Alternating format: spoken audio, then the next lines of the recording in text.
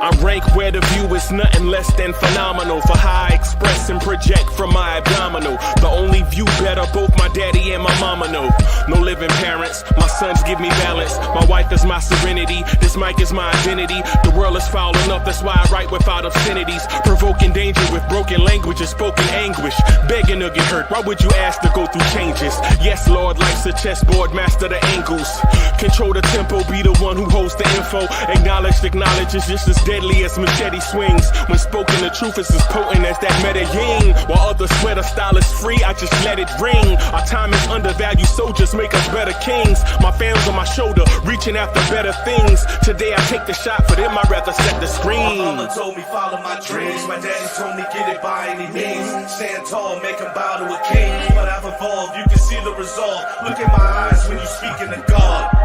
Life and for those who we caught up in using what I was taught with the muse. I guess they call it proving I'm more than an artist. Penciling out my darkest while stenciling out a harvest. And storing what gets me from A to B, just like garages. Instrumental with collages. Envision what I've been drawing. Broadway to give you rhythm like the great Lena on. So bent on, found comfort in the storm. Find peace and on when you see them others perform. Organized chaos, outcast it like hey ya. Yo, what's good, party people in the place to be? It's your man's Uncle Freezy. Welcome to the Knicks at Night podcast. We gonna rock for a little bit, man. I'm sorry for jumping on late. Had a bunch of other obligations. Rock for a little bit on vibes and stuff. That was dope. Rocked a little bit with my family over at For the Love of the Game podcast. That was dope. Kane Jerry, I see you. Bing bong. I see you. Bam. Soon as I see that, I'll be like, bam. There we go. Shine Cubes is in the building. Chris, what's good? Eric Serial is in the building. Stop It Vids, what's good? What's good? So I want to introduce a topic with y'all, man. I don't want to get y'all opinion on something, right? I want to get y'all opinion on something. Robert Pie is in the building. What's good? Allah Wise, what's good? Good to see y'all, man. Good to see y'all. Soul Finger, what's good? Soul Finger, I need to talk to you about something. What's good? Sam Farrell, what's good? It's good to see y'all, man. Sam Farrell says, what's good? I haven't really watched since last season, but what happened to Hoodie Kev and some of the other guys? Hey, man, they moved on to do their own stuff, bro. And I don't begrudge nobody for leaving and doing their own thing, man. You know me. It ain't nothing but love here. Ty Barbie, what's good? What's good, man? It's good to see y'all, man. It's good to see y'all. Let me see if I can. I want to get my boy here too, man. I'm gonna see if I can get Duke to jump on with us. That's my ace right there, man. Let me see if I can get Duke to jump on if he got time. You know, he's so busy now doing the college stuff. You know what I'm saying? White Falcon is in the building. What's good? What's good, White Falcon? Yo, man, it's been crazy. It's been a little crazy around here lately, man. So much stuff going on. Hey, Stop It Vids, I got your message too. I got your message, man. But what I want to say, though,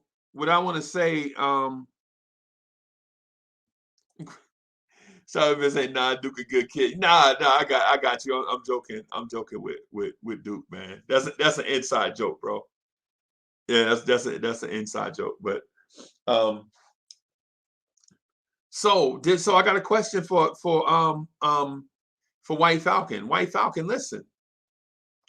What happens if the Knicks face the Milwaukee Bucks at 7-1.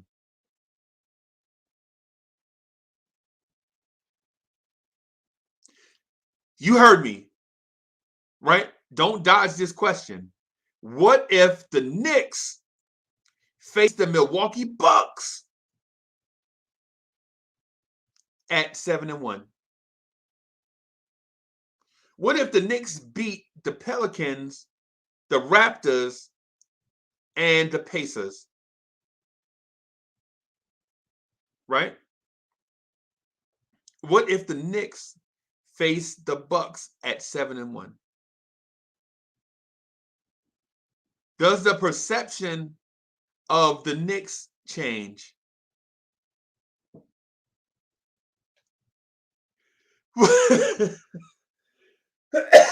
White Falcon, you crazy?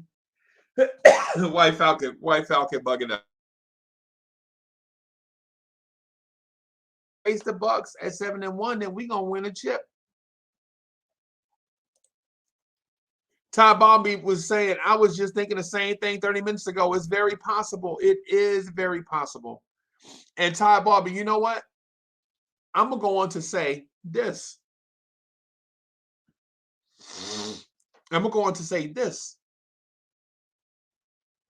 That loss to Orlando may have been fate telling us that we can dream the impossible dream. We can reach the highest of heights, but we have to remember the journey there is just as good as arriving at the destination.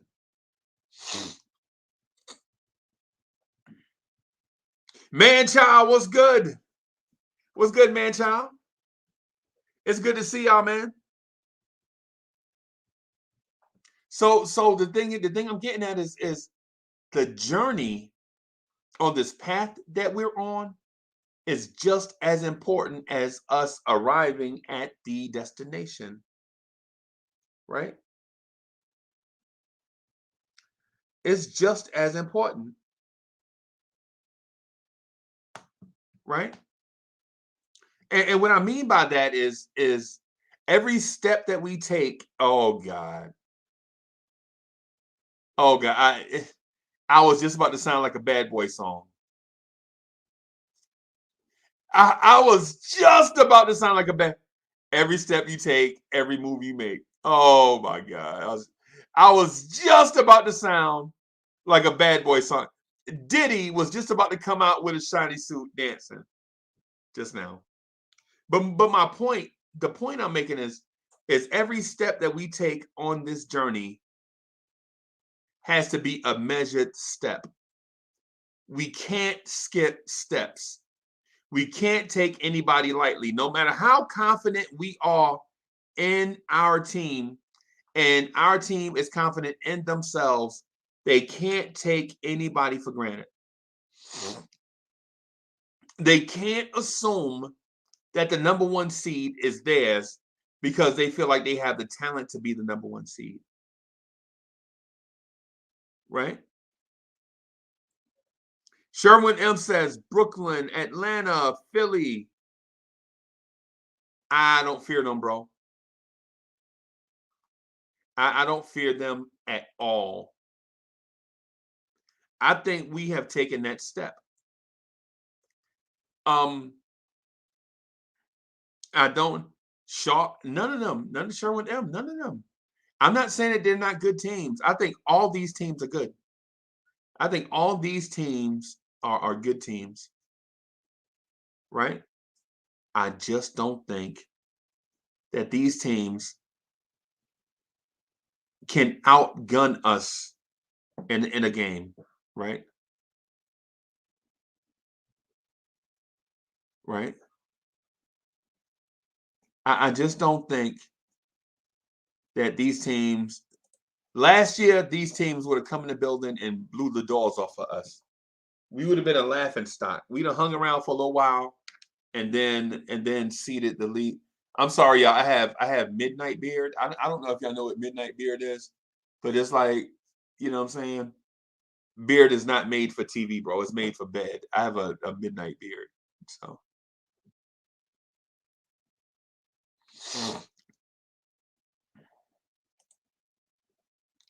Big Shiesty says, what? We beat Philly and Chicago. Facts. And we could have beaten the brakes off Philly. And so here's the thing. Here's the thing about I'm not the Philly, but we could have beat the brakes off Chicago. And here's the thing. I'm gonna point out a stitch in time where I want y'all to travel with me back to this stitch in time, right? So the Knicks have a 12-point lead against Chicago. And Chicago is on the ropes, ready to give up, right? On the ropes, ready to give up. Their announcers was like, oh my God, if Randall get cooking, we're going to be in trouble. That's what they sounded like. I listened to the broadcast on their side, right? Right? And so we come down, we hold them without a shot. DeRozan or Zach LaVine can't get a shot. They probing, doing all their best moves. They can't get open. And then it's a dude in the corner, wide open, number 24. Wide open, number 24. Right? They kick it out to number 24. Right? And the Knicks scramble and recover. And with panic in his eyes, he throws up a three. And it goes in. And they cut the lead to 9. Right? They cut the lead to 9. Right? But you could see the cast is like, because the very next, when we get the ball back, Kemba Walker calls for the screen, turns the corner, stops, hoists the three, and it goes in. That had the potential to be a 6-point swing if 24 doesn't get that shot, or if he misses, we get the rebound. We come down and Kemba hit that three. We're up 15 going into the fourth quarter.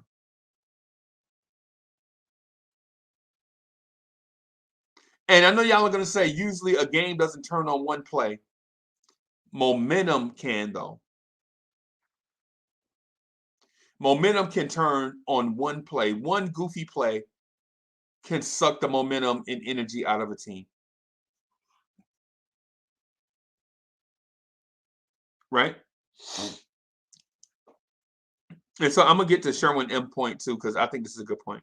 But my point is that Chicago game that wound up being a one-possession game could have been a 20-plus point blowout on that possession alone. Because Chicago was desperate. They stars couldn't make a basket. The defense was smothering them. They couldn't get shots off. They started out hot, right? They came out with a best punch, and then we took their punch and then took a big lead on them, right? And we kept the lead for about 60% of the game, right? For about 60% of this, for about 60% of the game, we kept a double-digit lead on them, and they were undefeated at home on Derrick Rose Appreciation Night.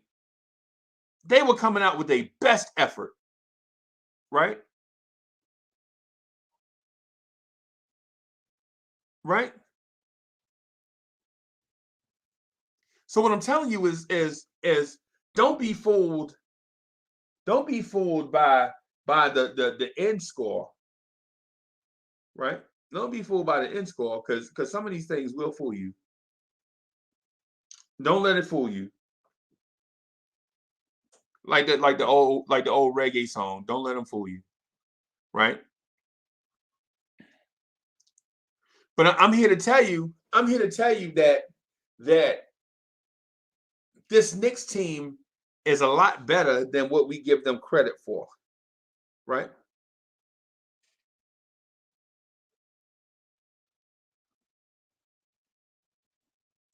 Right? Don't let them fool you, bro. Don't let certain things fool you. The loss to the Orlando Magic, to me, was now that I look back on it, was a blessing in disguise. Because if we were 5-0 right now, I don't know if our head would be on straight. Dudes would be talking about, we hadn't lost since 2020.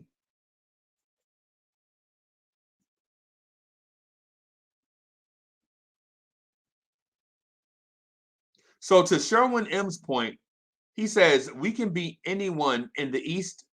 They can also beat us. And Sherwin M is absolutely right. And the Orlando Magic proved that because they beat us and we beat them. We beat them first, and then they came back and beat us. So to his point, we can beat anyone. They can also beat us.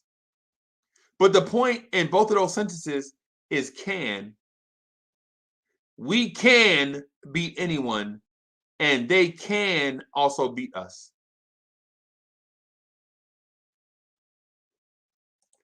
And Manchild, and this is the follow-up that I wanted to get to. You're right. 2 years ago, that Chicago game would have been a loss. Right? 2 years ago, that Philly game would have been a loss. Right? But now the Knicks have their weight up. And we're playing at about 85%. Worldwide L, what's good? Hey, everybody, listen. Hey, show your love for Worldwide L. He is the co-creator and star of For the Love of the Game podcast. And man, y'all make sure y'all check out them guys. I was just over there rocking with them. Man, make sure y'all show them fellas some love. Worldwide L, Hardwell, and Project Nerd HQ. They do wonderful work, man. You know, when you get the opportunity to, man, y'all make sure y'all show them some love, man. Come through. Holla at my boys. Juju92, what's good?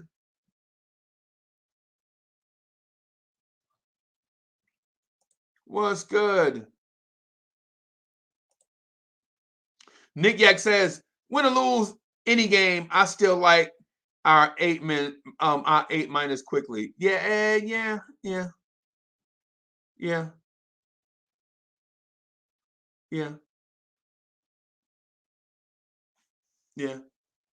Yeah, quickly can play better. Right? RJ can play better. Julius can play better. Kemba can play better. Fournier can play better. Right? Right? A-Train, what's good? Yep, what's good? Yeah. A lot of our players can be Obi can play better.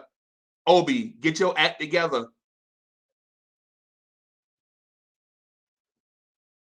Juju92, this is what we said last season. Yo, a 250-pound man should not be bringing up the ball. Julius Randle, I know you want to touch the ball. I know you want to get your touches, right?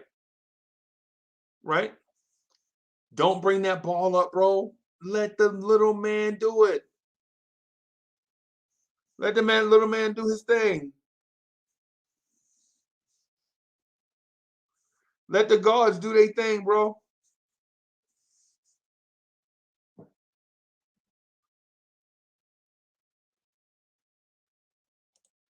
White Falcon says, Randall and Burks with nah, bro, they ain't doing that. We don't need Paul George. Not like that.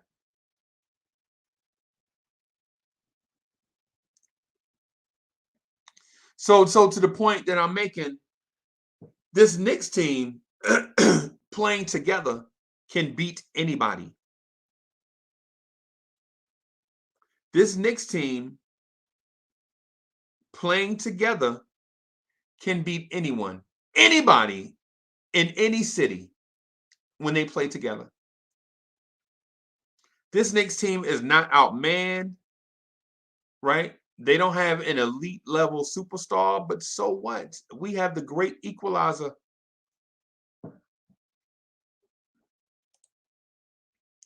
Sherwin M says, I'm happy with what Obi is doing. Obi in small ball tempo rotation is great. Nah, that's not what I'm saying. Nah, I'm not talking about that. I ain't talking about that, Sherwin M. I'm talking about tangible stuff. Obi, you got to knock down those corner threes. Obi, you got to knock down them corner threes, man. Defenses are setting up on Randall and giving us the weak side corner three where Obi is there, and Obi has got to hit him. Because if Obi don't knock down those corner threes and make these defenses pay, defenses won't respect Randall, Fournier, and RJ. Right? Obi, you got to knock down on corner threes. For one, it's the shortest three, and two, it's the less contested. Obi, you got to knock it down, Obi. Get in the gym and knock that thing down, man.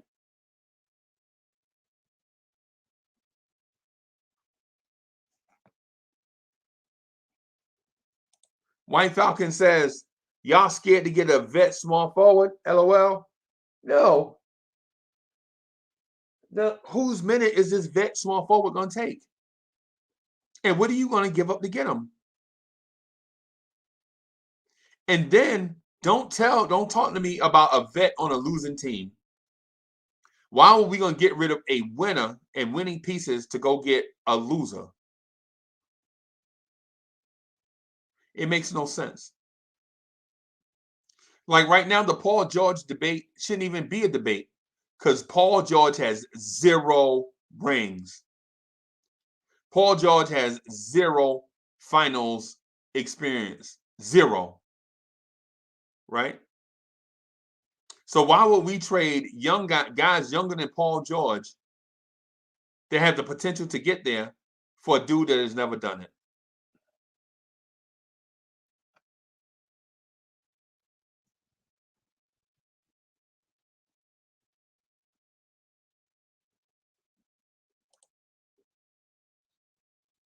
Sherwin M says, quickly need to be on the bench very quickly. Yeah, his shot is not falling.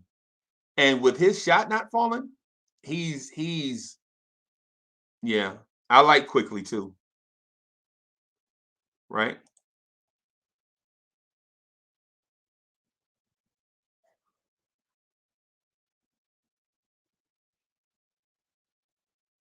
Juju 92 was right. We 4-1, our chemistry on point, our team is deep. Why are we talking about trades? Right? I should have left that in the chat because that's a chat question. Because that question came out of the chat. I should let the chat handle that because that's not what I was talking about. Right. Yeah, Juju 92. I'm gonna let y'all handle that in the chat because that's not the narrative. That's not what I was speaking to.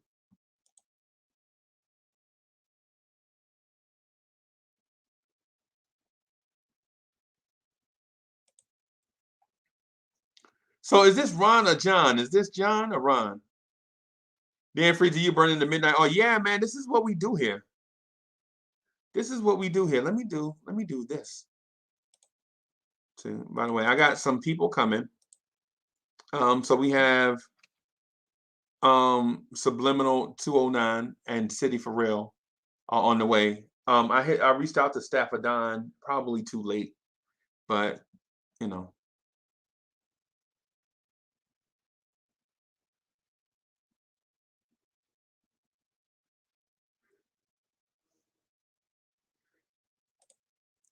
So Manchild says Mitch needs his bag. The dude can't afford a sneaker.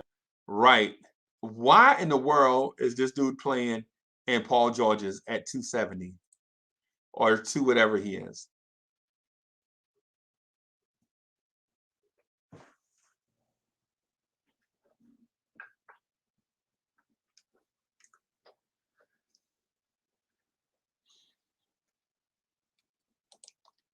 I see you, bro. Hold on, give me a second. So I got my man backstage. Let me cue up the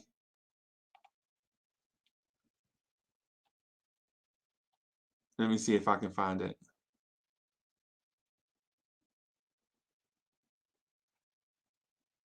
I don't think I got it.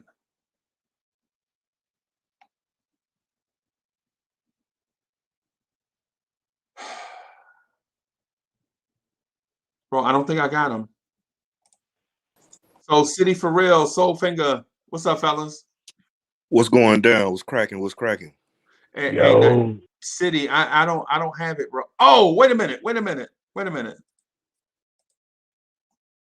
Ladies and gentlemen, introducing our man, Soul Finger.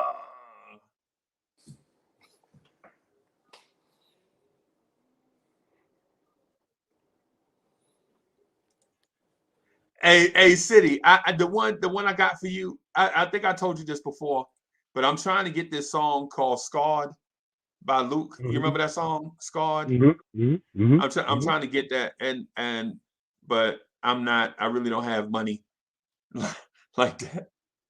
So I gotta draw up a joint. So Soulfinger, I got you an intro, man. I promise you the intros will get better once we're able to get music to go with them, bro. Oh, appreciate it. Yeah, I man. I can dig it. Yo, it's for those that didn't see Soul Fingers. Let me do Soul Finger.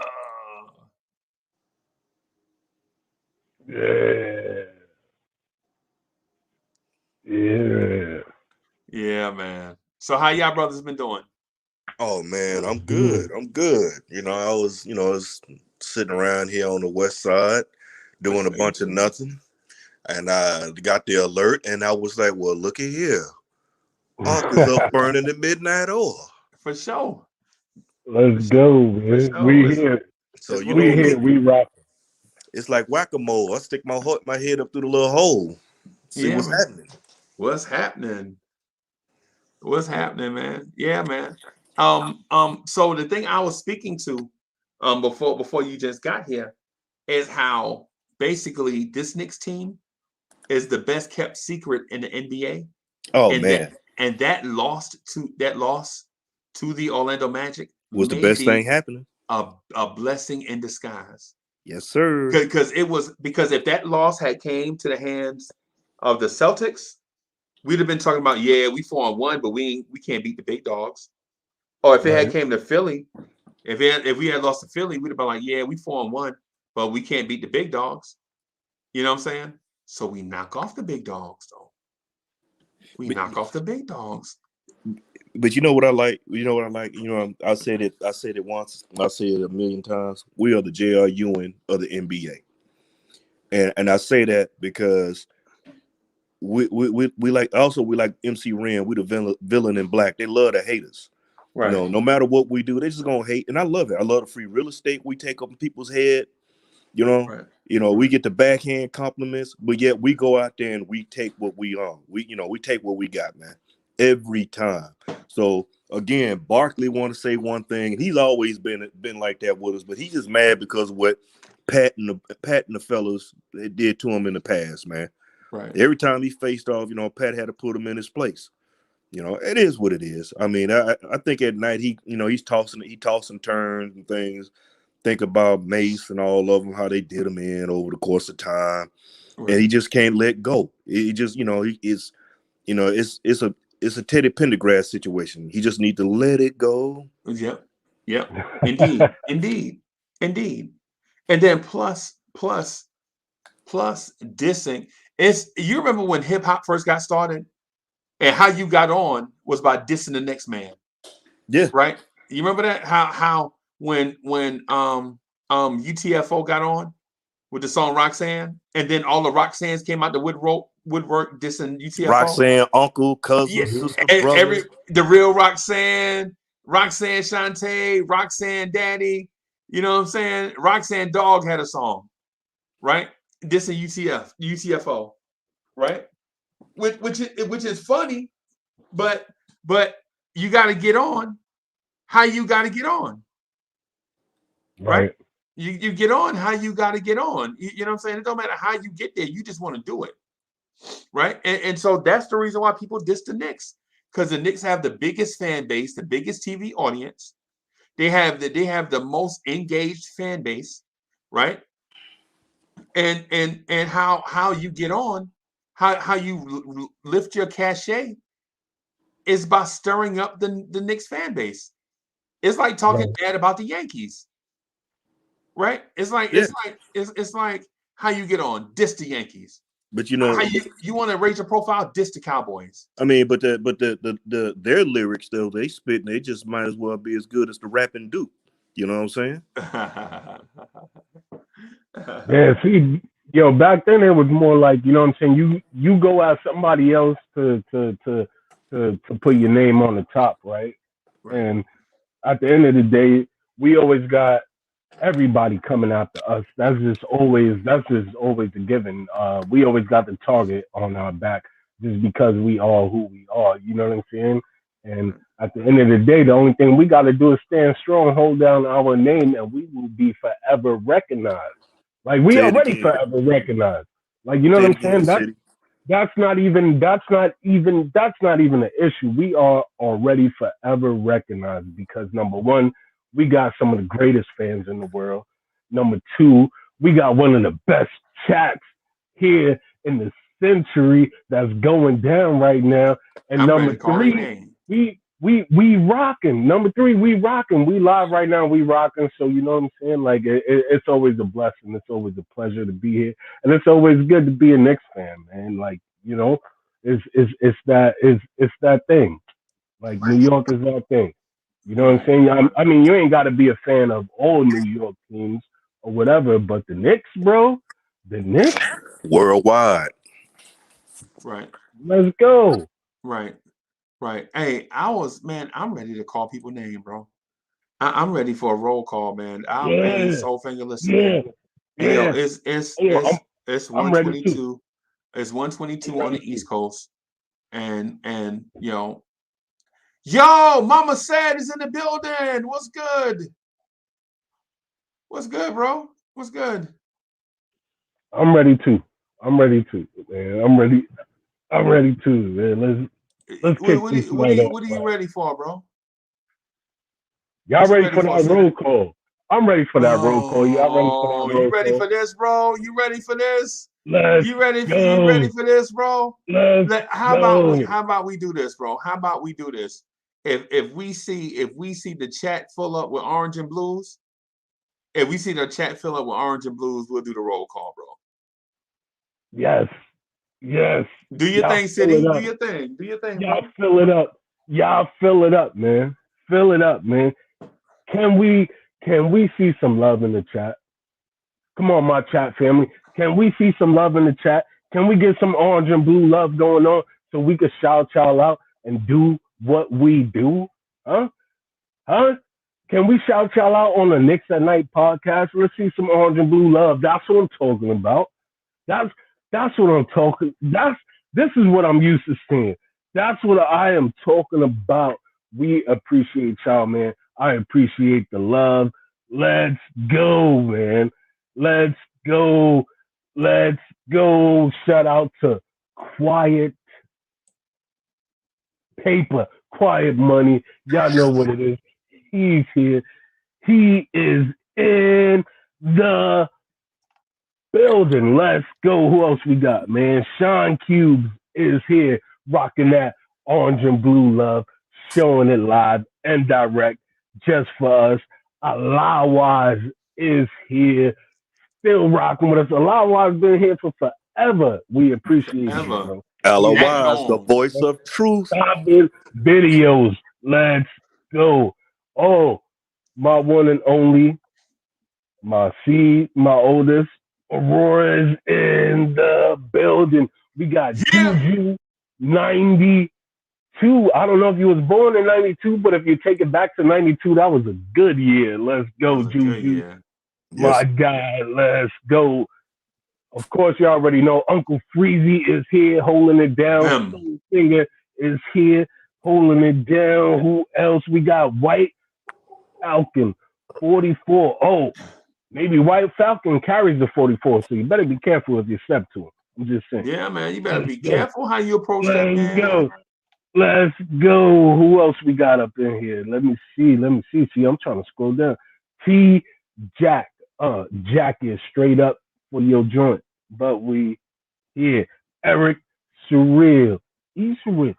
Eric Surreal, he's surreal, however you want to say it. He's for real. Just like City is for real. Let's go, man. We got this thing rocking.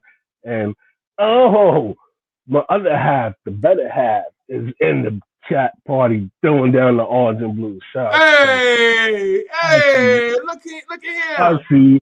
Nothing but love. One. Long Island Sound 1 is in the building. Yes, our man. LI, what's good? Go. Let's go. Kane Jerry got it going. He got the orange and blue squares. That doesn't mean he's a square, by the way. I'm just saying. Mama said, you might get knocked out if you don't act right. Let's go. Right. Mama said, my God. Salute to you. Oh, salute to Man Child. My God, let's go, man. Let's go.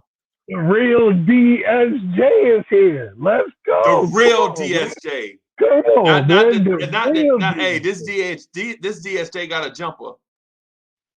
Let's go, man. The real DSJ, and guess what? He a part of our fam, man. So man, salute to y'all, man. Shout out to everybody for being here. Shout out to everybody watching.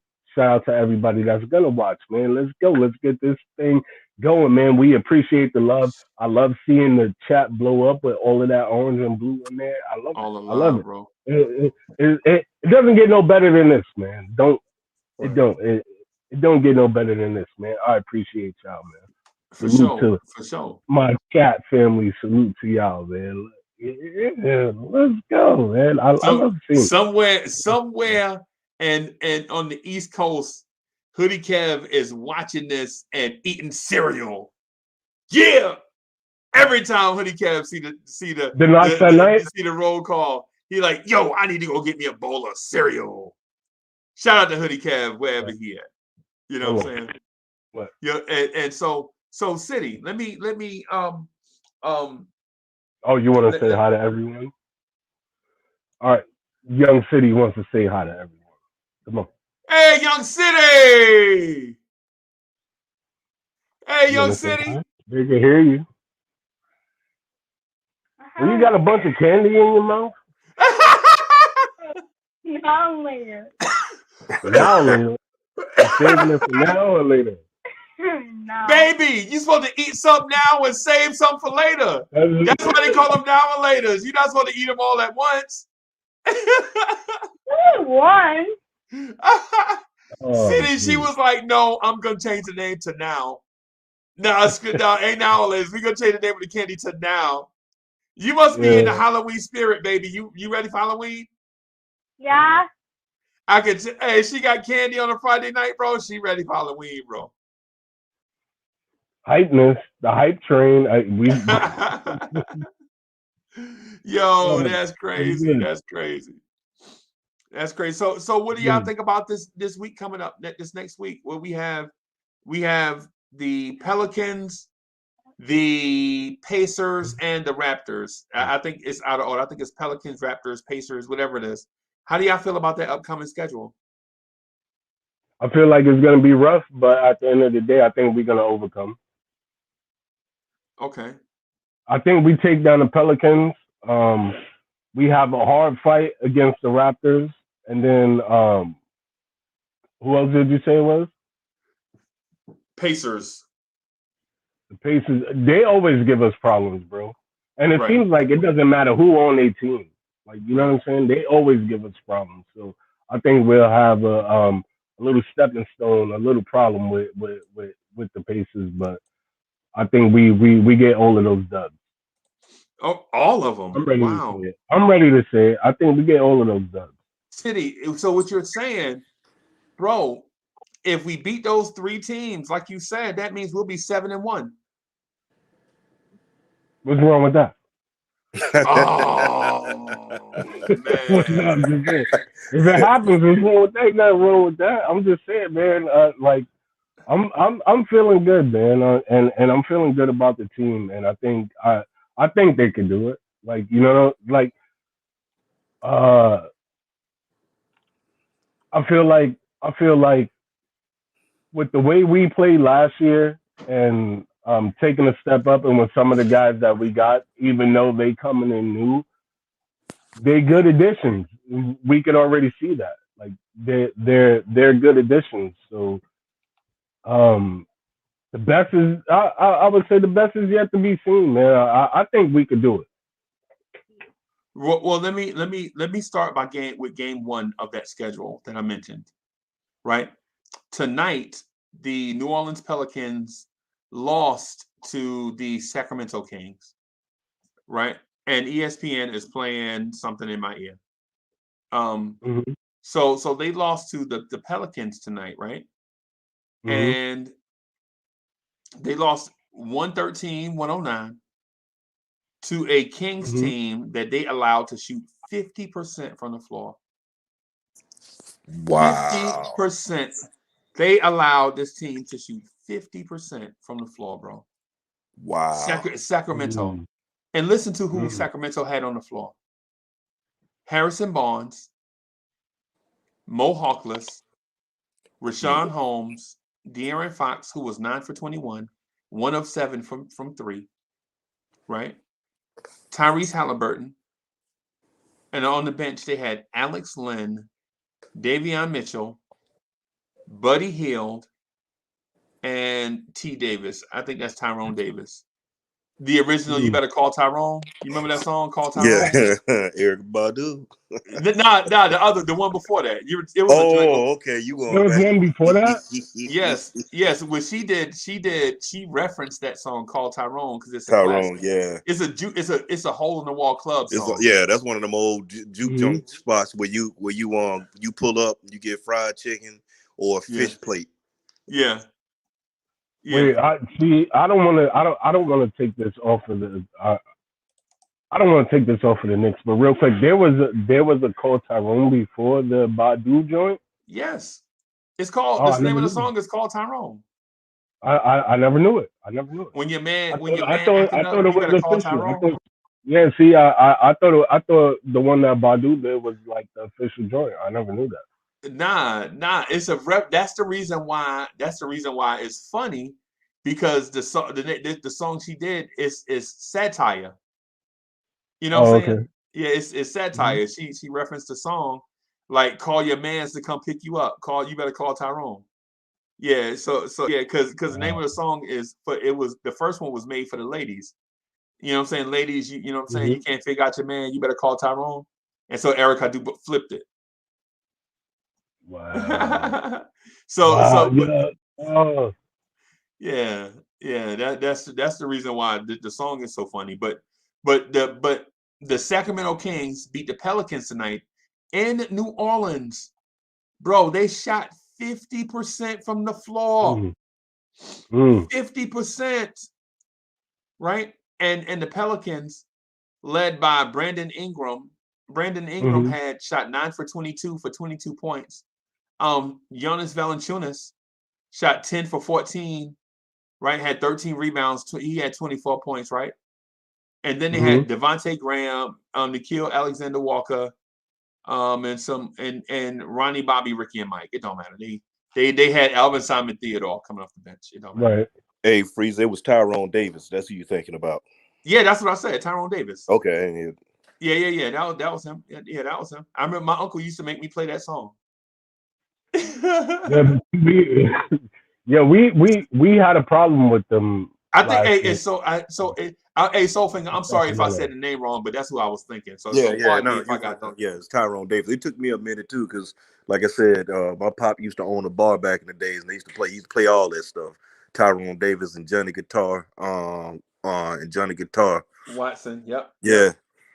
Yeah, man, and Bobby Blue Bland.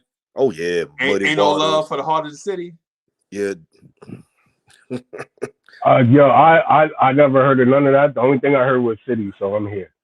Bim and Young City. This segment of the Knicks at Night podcast is brought to you by Now and Laters. Yeah. Yo, y'all can have us now, y'all can have us later. Either way, we gonna be here. Yeah, man. No doubt. Hey, man, how the dogs doing? Oh, they good. They sleeping. Maybe they laying down. No, we had to put Birdie in his kennel because he kept on jumping up on the couch and he kept on jumping up on my back. So. So we had to put him in doggy jail for a few minutes. Yep. He's in a timeout. Yeah, it happens. He's in a timeout. Yeah, man. So what I was gonna say to you, bro, to the point that you made, is the Pelicans are struggling right now defensively. Oh yeah. And this is exactly what a team like the Knicks lead. And hey, there he is, the original DSJ. The real DSJ. What's good? Hey everybody, it's the R&B sensation. DSJ. What's good, Hey, bro? the song you referencing is called Tyrone by Tyrone Davis, right? Yeah. Yeah. Yeah. So what's going on with everybody tonight? How y'all feeling? Bro, we good, bro. City for real made a point that we referencing, bro. He said when we face the Bucks, we may go on a 3-game winning streak from this point forward. Like we may win these next 3 games. And the thing I was going to point out to him is the New Orleans Pelicans right now are 1-5, right? And they're 0-3 at home, right? So they're prime. They are prime for the picking, right? Yeah, the Indiana Pacers are, I think, 1-4, 1-5. Also, let me go back and check and make sure. Yeah, they lost to Brooklyn. They lost to Brooklyn tonight in Brooklyn, and they are 1-5, 0-4 on the road. Right, and then after them, or between now and then, we have them and the Toronto Raptors, who are 3-3. Right, the Raptors are 3-3, but they eked out a win against the Orlando Magic tonight at home. Yeah, well, I mean, it's very possible. I mean, at the end of the day, you got to look at the fact that we're such a deep team, and I think that's where our strength lies, as opposed to teams like Toronto. You know, they're young, but they're not as as strong in depth. You know, their second unit and their first unit, there's a clear mismatch. You know what I'm saying? There's a drop off. Same thing with New Orleans. Right. All the while they're missing Zion, so that's another advantage right there. Right. And with Indiana, I think Indiana basically is just they're kind of learning, what I'm saying, how to gel together. And I think at the end of the day, it's gonna pan out, but it's just one of those teams that I think is gonna click later on in the season. Right. Right. Not to mention, we beat them already in the preseason. Yeah. Yeah, but we can't. I think the confidence. I'm sorry, I didn't mean to cut you off, City. No, you good.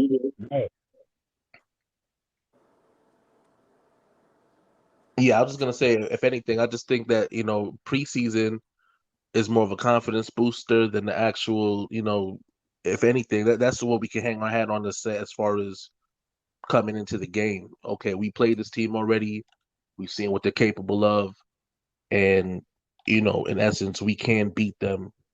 But at the same time, everybody started off 0-0 when the season starts, so it's a fresh thing.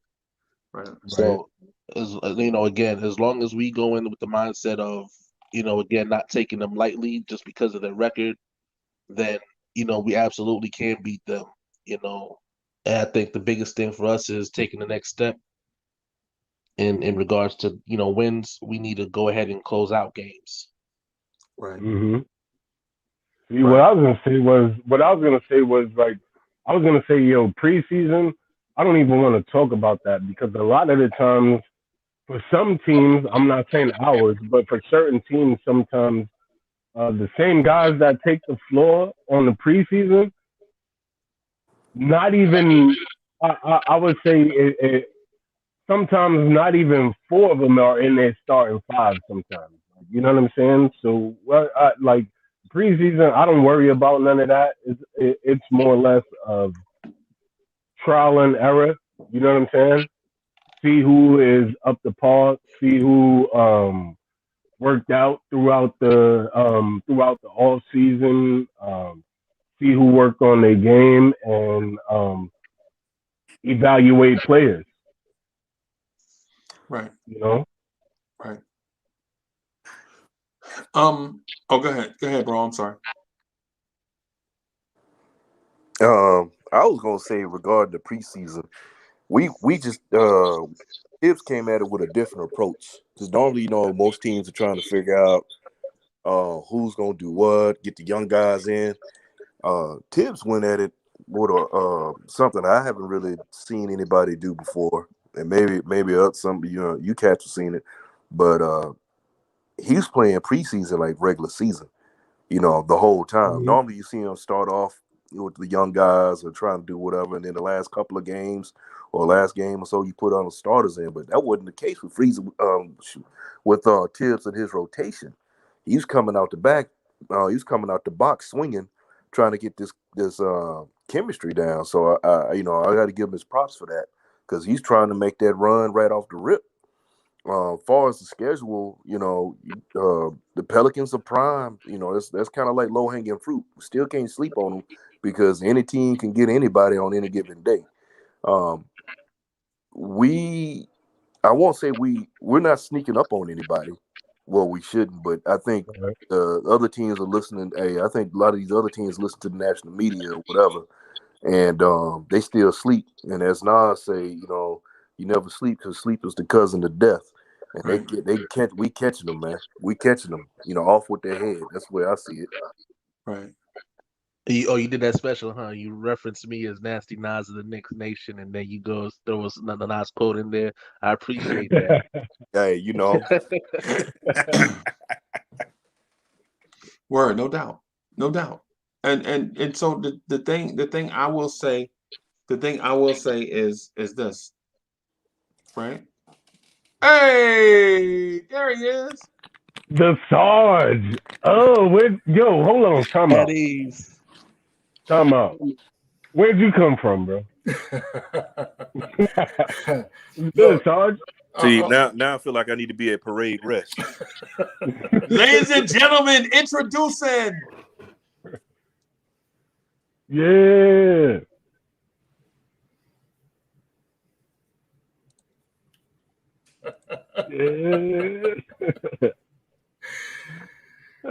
Man, you mess around and let us get some music and let me get some more video, bro. It's gonna be like WWE style in here, bro.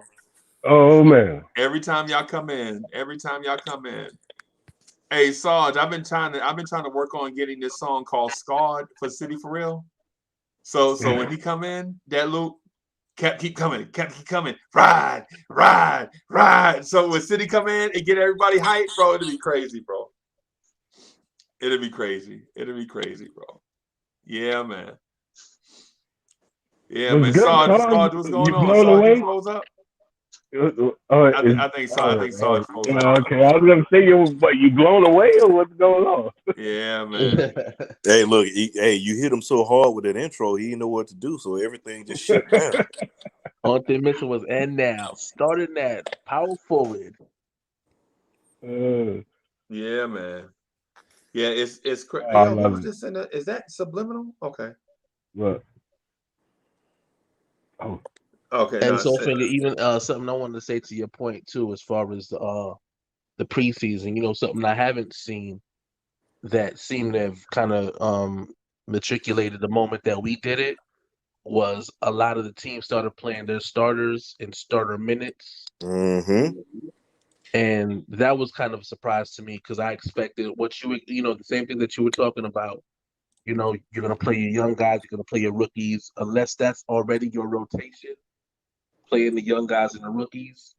I didn't expect to see that going on with teams like the Lakers, teams like Golden State. I figured they would kind of take the time to, do what all the teams do, where they'll play their starters maybe the first quarter and half of the second quarter at most, and then bench everybody, play everybody, under them, the second unit, the rookies and all that, give them the opportunity to run. But nah, they said, and it's funny because it seemed like it happened after the Knicks game, okay, we're gonna run everybody. We're gonna go ahead and we're gonna play our starters. And we're gonna play them, for real. And the thing about it, the crazy thing about it is, I'd said it before that we're saying wait 20 games. Well, 20 games for us to be at the 15 game mark, regular season. When we hit 15 regular season games, we're going to be at the 20 game mark because of the way Tibbs ran everything.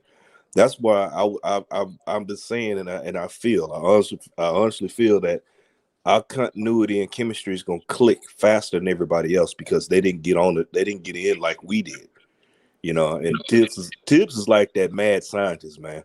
He really is. He's like a mad scientist, and he's trying to figure. He's working on putting that right formula together to go out there and do what he's got to do. If he didn't work the lineup and everything the way he did, I feel like that Boston game could have easily slipped through our fingers. Yep. You know, and people want to think we're not trailblazers, and people following suit, and they don't even know it. Like, oh man, yeah. And that goes back to like I said about the national media, man. That like they love the haters, but we the ones, and we the innovators, man. Right. Basically, I look at it like this, man. We becoming the Ric Flair of the NBA, man. Oh yeah. Woo! Yeah, man. Yeah, man. And so the point I was getting to, man, is City. When we play the Bucks, if we play the Bucks and we are 7-1, let me go back because I want to set this up right. This up right. So where are my Knicks? Let me find my Knicks again. Right. I don't want to do that. I fast forwarded too far. ESPN, slow down. ESPN. Thursday. All right. So Thursday. Let me bring G-Man back in. Let me bring G-Man back in to this. Where's the G-Man intro? There it is. The proper intro.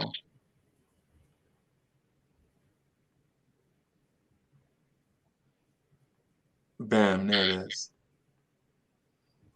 So I got a joint for you, Sarge. I didn't like the music, so I didn't add it. It sounded dope when I listened to it at first, but it wasn't bouncy enough. It didn't have enough BPMs for it. So I'm gonna look for another joint. City, I got one for you coming. Soul Finger, I got a revised one that I want to do also. So y'all bear with me, bro. We all knew at this. So when chat, it drops. We'll be appreciative. Yeah, man. So y'all know it. We all new to this. We all newbies, bro. So we all new to this. You know, I'm not CK2K at this, bro. CK2K is probably the gold standard. This is his job. Him and Jay Ellis. This is what they do for a living. Right. They do this for a living. So them, jumping out and doing this right here is only, whatever. With us, we ham and eggers, bro. You know what I'm saying? We jobbers. You know what I'm saying? So adapt and overcome, man. But we doing the best we can. Yeah, we doing the best we can. Only thing you got to do is throw a little bit of Louisiana hot sauce on it. You good? And make everything better. Make everything better, right? Yeah. Unfortunately, that reminds me of the Eli commercial when he said, "I'll put that on everything." Yeah. And if you don't do hot sauce, put ketchup on it. Hey, for some reason, ketchup is a universal flavor. Yeah. Freezy, you the hardest working man in show business, bro. Don't get it twisted, man. We appreciate everything you do and all your efforts. Because without you, there is no us. Facts. Yeah, Freezy run the morning show. He run the night show, the in between show, and the other show, the after party. Freezy does it all, man. Like, no doubt. Yeah, man. I got a question for you, Freezy. What's that? Are you related to James Brown? The hardest working man in show business. Please. No, you shouldn't even ask him that question. What you should have asked him was, "Are you related to Dilly D?" Yeah. Yeah. Me and Ron DeVoe from New Edition gonna do a song. Y'all see Ron DeVoe up in the corner? No. Biv DeVoe up in the corner. No. Yeah, we're gonna do a joint together. Yeah. Come on, man. Y'all on Friday night, boy. I'm going to talk to the kid now. That's it. I can't. Y'all on Friday night. Yeah, man. Hey, so what I was going to say, I want to just piggyback off what City said, right? So City said we may be able to run the table when we get to the nationally televised game, the ESPN game at Milwaukee, we may be 7-1, right? If we come out of that game 7-1, we get 1 day off, and then we go to Cleveland, right? So if we beat Cleveland, we go to Philadelphia for the 9-1 in Philadelphia. Damn, Pete, yo, can we? I love it, but I hate talking about the possibilities, man. Because if it don't happen, I'll be mad. Bro. Like, you know what I'm saying? You got to speak it into existence. And I'm on record. I'm on record right now of telling you guys and telling the world that in the first 10 games of the season, I'll call it 8-2. The New York Knicks will be 9-1. Now, I'm gonna tell you why people are nervous, right? I'm gonna tell you, City. Listen, I'm gonna tell you why people are nervous, right? Because the game that I thought we were gonna lose, we've already lost a game I didn't expect for us to lose, and that was the game against Orlando, right? So what that tells me, there are two things that's going on in the Knicks verse right now. One, we lost a game that everybody knows we weren't supposed to lose because I think we kind of looked past that second Magic game looking towards the Philly game, right? I think that's what happened. The second thing that has gone on in the last 24 to 48 hours is a game that we were up by at least at some points in the game, 20, 25 points, and we let a team that was not worthy creep back in and put us in a situation to where we had to legit play defense to keep these guys from winning the game. And that game could have went either way. So I think those two things in itself is enough to motivate our New York Knicks squad to be like, okay, nobody, and they already got the mentality that I can win every night, any night, regardless of who the opponent is. That is the mentality. So there's no reason for me to sit here and believe that the people that are on the schedule coming up, let's just say they roadkill at this point, bro. Let's be honest. Roadkill. Look. You telling off on yourself right now, sorting that on. Look, I'm from the South, bro. Roadkill. I'm telling you, depending on where you are in life, roadkill may be dinner. You may have to take that home, skin it up, clean it up, and put it in the pot. Yes, indeed. That happens. You know what I'm saying? And if you can't put it in the pot, put it in the oven. Boy, look, fricasseed. Yeah. You got to do that. So this is what happens when you allow G-Man for Life to sit on YouTube for whatever reason and watch Jay-Z live in concert doing the Black Album. I'm so hyped right now. I don't know what to do with myself, man. I ain't lying. Boy, listen. I'm gonna have to calm my nerves. I'm gonna have to take a let me drink some water. I need some water in my life right now. Let me get some water. Right. Hey, shout out to Nick G. That's our brother. Hey, Nick G. Hey, I don't know if you noticed, bro, but it's been a year. It's our 1 year anniversary. Me and Nick G was kicking this idea around 1 year ago. Wow. Right? 1 year ago. He was like, yo, you gonna get on Sportscaster? I was like, yeah, I think I'm gonna get on. And Nick G was he had some stuff going on. But I was like, yo, I'm gonna get on every day for 2 hours. And he was like, every day, 2 hours. And bro, I used to get on Sportscaster every night for like 4 hours. I started at 11 and get off like 3:30 on Sportscaster. And one night Sportscaster was having tech issues. And I was like, yo, I'm going to rock regardless. So I'm going to try YouTube. And I tried YouTube, bro.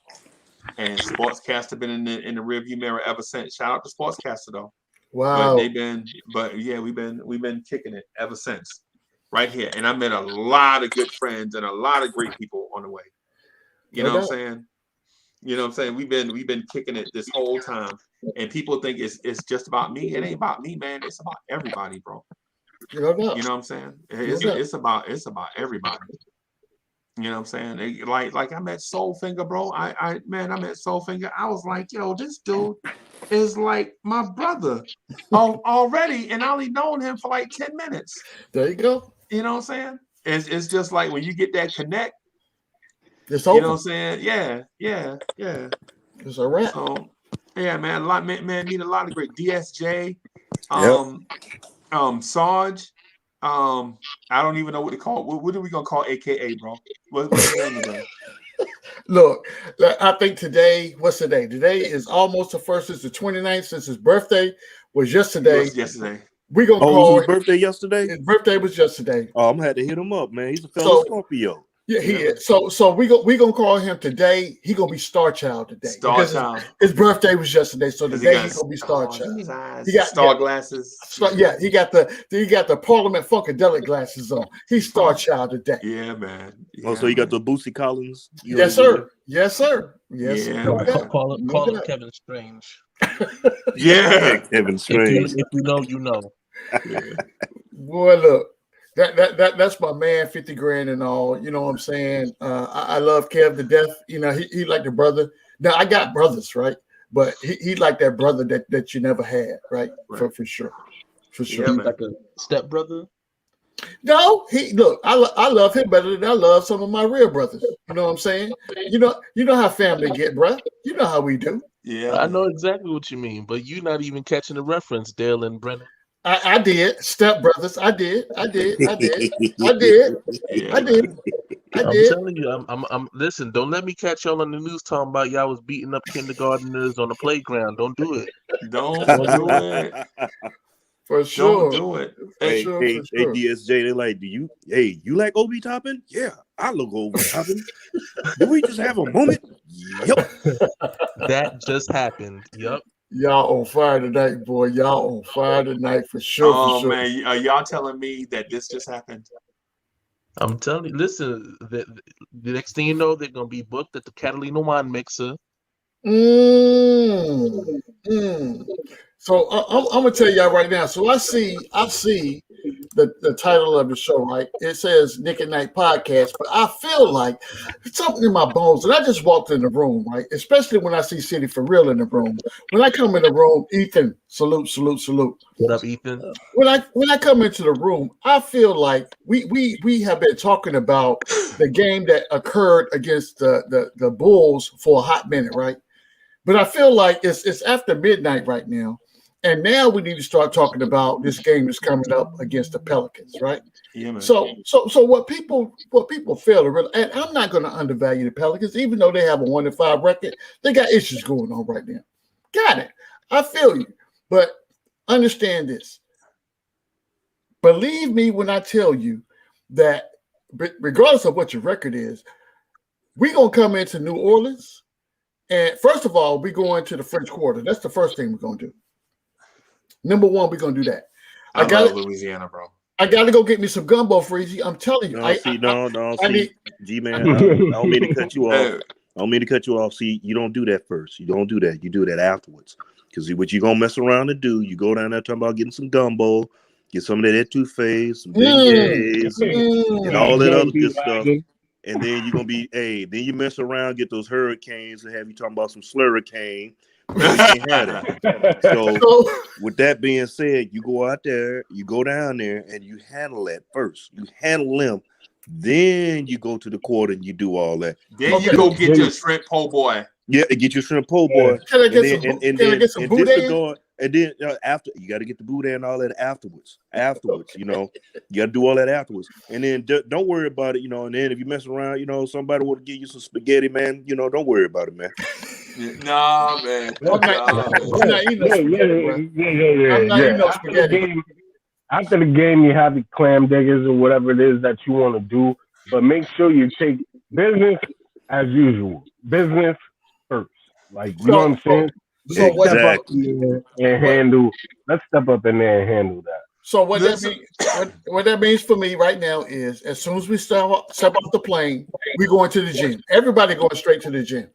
Yo, you have the ball boys and everybody go check your stuff in the room. All I need, give me my shorts, my moisture wicking t-shirt and my sneakers. I'm going to the gym. I'm going to get my shots up right now, so I'm ready for the game. I'm with you. I'm picking up what you're putting down.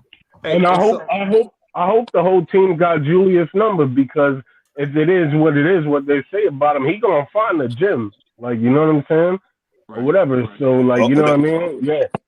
Julius is gonna be taking him with him. Chat. He's gonna pull the Kobe like Kobe did him. He's gonna be doing that with the young fellas. Hey, what you think you doing? Chat and text everybody like this, like, yo, we going to the gym as soon as we touch down. I'm gonna tell you what the gym. Well, I'm gonna tell you what gym they're going to, because Julius and the guy that scheduled the gym. What happened was, now, Pete, what I'm about to tell you. Everybody, hold on to your headphones, right? What happened was, one Mr. Canada, Mr. R.J. Barrett called one Mr. Zion Williams, said, "Hey, when we get to the French Quarter, I need some place that we can go uninterrupted and get our practice on. And if you go ahead and hook me up with that, I'll take you out to dinner, bro. I'm gonna hook you up that way." So that's how it went down. That's how I'm telling you. That's how we know he's been eating rather well. Yeah. And then RJ too said that that's his brother. Yeah. You know, saying you don't call cats that you just associate with your brother, bro.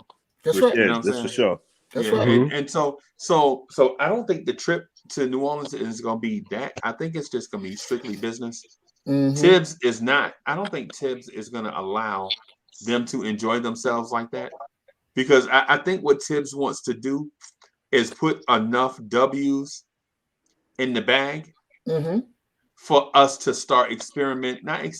Experimenting is a polarizing word, but I think it's the word that fits here, because I think Tibbs wants to see what he's got in Grimes and McBride and Sims, but he doesn't want to risk the season to do it. But to do it, right? So I think Tibbs wants to stack up a bunch of W's early on, and then and on at the same time get these rookies used to traveling with the NBA team, because it's different than college, bro. I don't care what college you went to. Like G-Man, I've attended 6 colleges, 8 colleges, right? Right. So yeah, I'm military, so I had to take correspondence courses. I did 5. Right. Yeah. So I had to take correspondence courses. I used to, when I was at Fort Hood, you know what I'm saying, I had to drive an hour to go to Baylor University and sit in the class, and then come back and be at the motor pool for you know at 4:30. You know, get ready for morning. Get ready for PT in the morning. For formation. I had to be back by 4:30 for formation. Yeah. You know what I'm saying? So don't judge me on that. Just you know. But the thing is, the point that I'm getting at is this right here is strictly business, bro. Yep. Like pack these W's away. When the Knicks are 24-5 or 27-7, yeah, you can start making some moves. Yeah, then you'll see Grimes, you'll see a Kemba Walker is out tonight versus the Orlando Magic, you know what I'm saying, for what do they call the word? Load management. Load management. That's what they call. Yeah. So when we get to 28-7, 27-7, something like that, then you'll see Kemba Walker is out for personal reasons or something. Right. And it'll be the night that Miles McBride won't start. Derrick Rose will start, but Miles, it'll be the anticipation. Yeah, you'll see him expected to get between 15 and 20 minutes. Okay. You know what I'm saying? And so while the game is important, the outcome is less important to the overall season, but more important to the development of Miles McBride, because at 28-7, that's 35 games, right?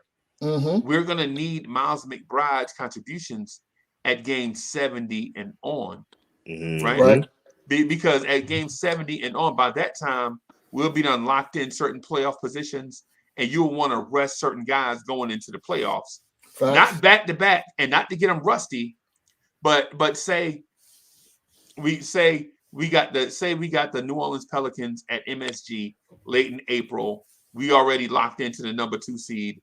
You may see Tibbs sit Rose, Kemba, and Nerlens Noel. Right, and that'll be the perfect opportunity. To play the young guys, let them get some NBA experience. Right. You know what I'm saying? And by that time, we'll see a whole. Let me bring in my guy. He been sitting here patiently. Hey, Ethan, what's good?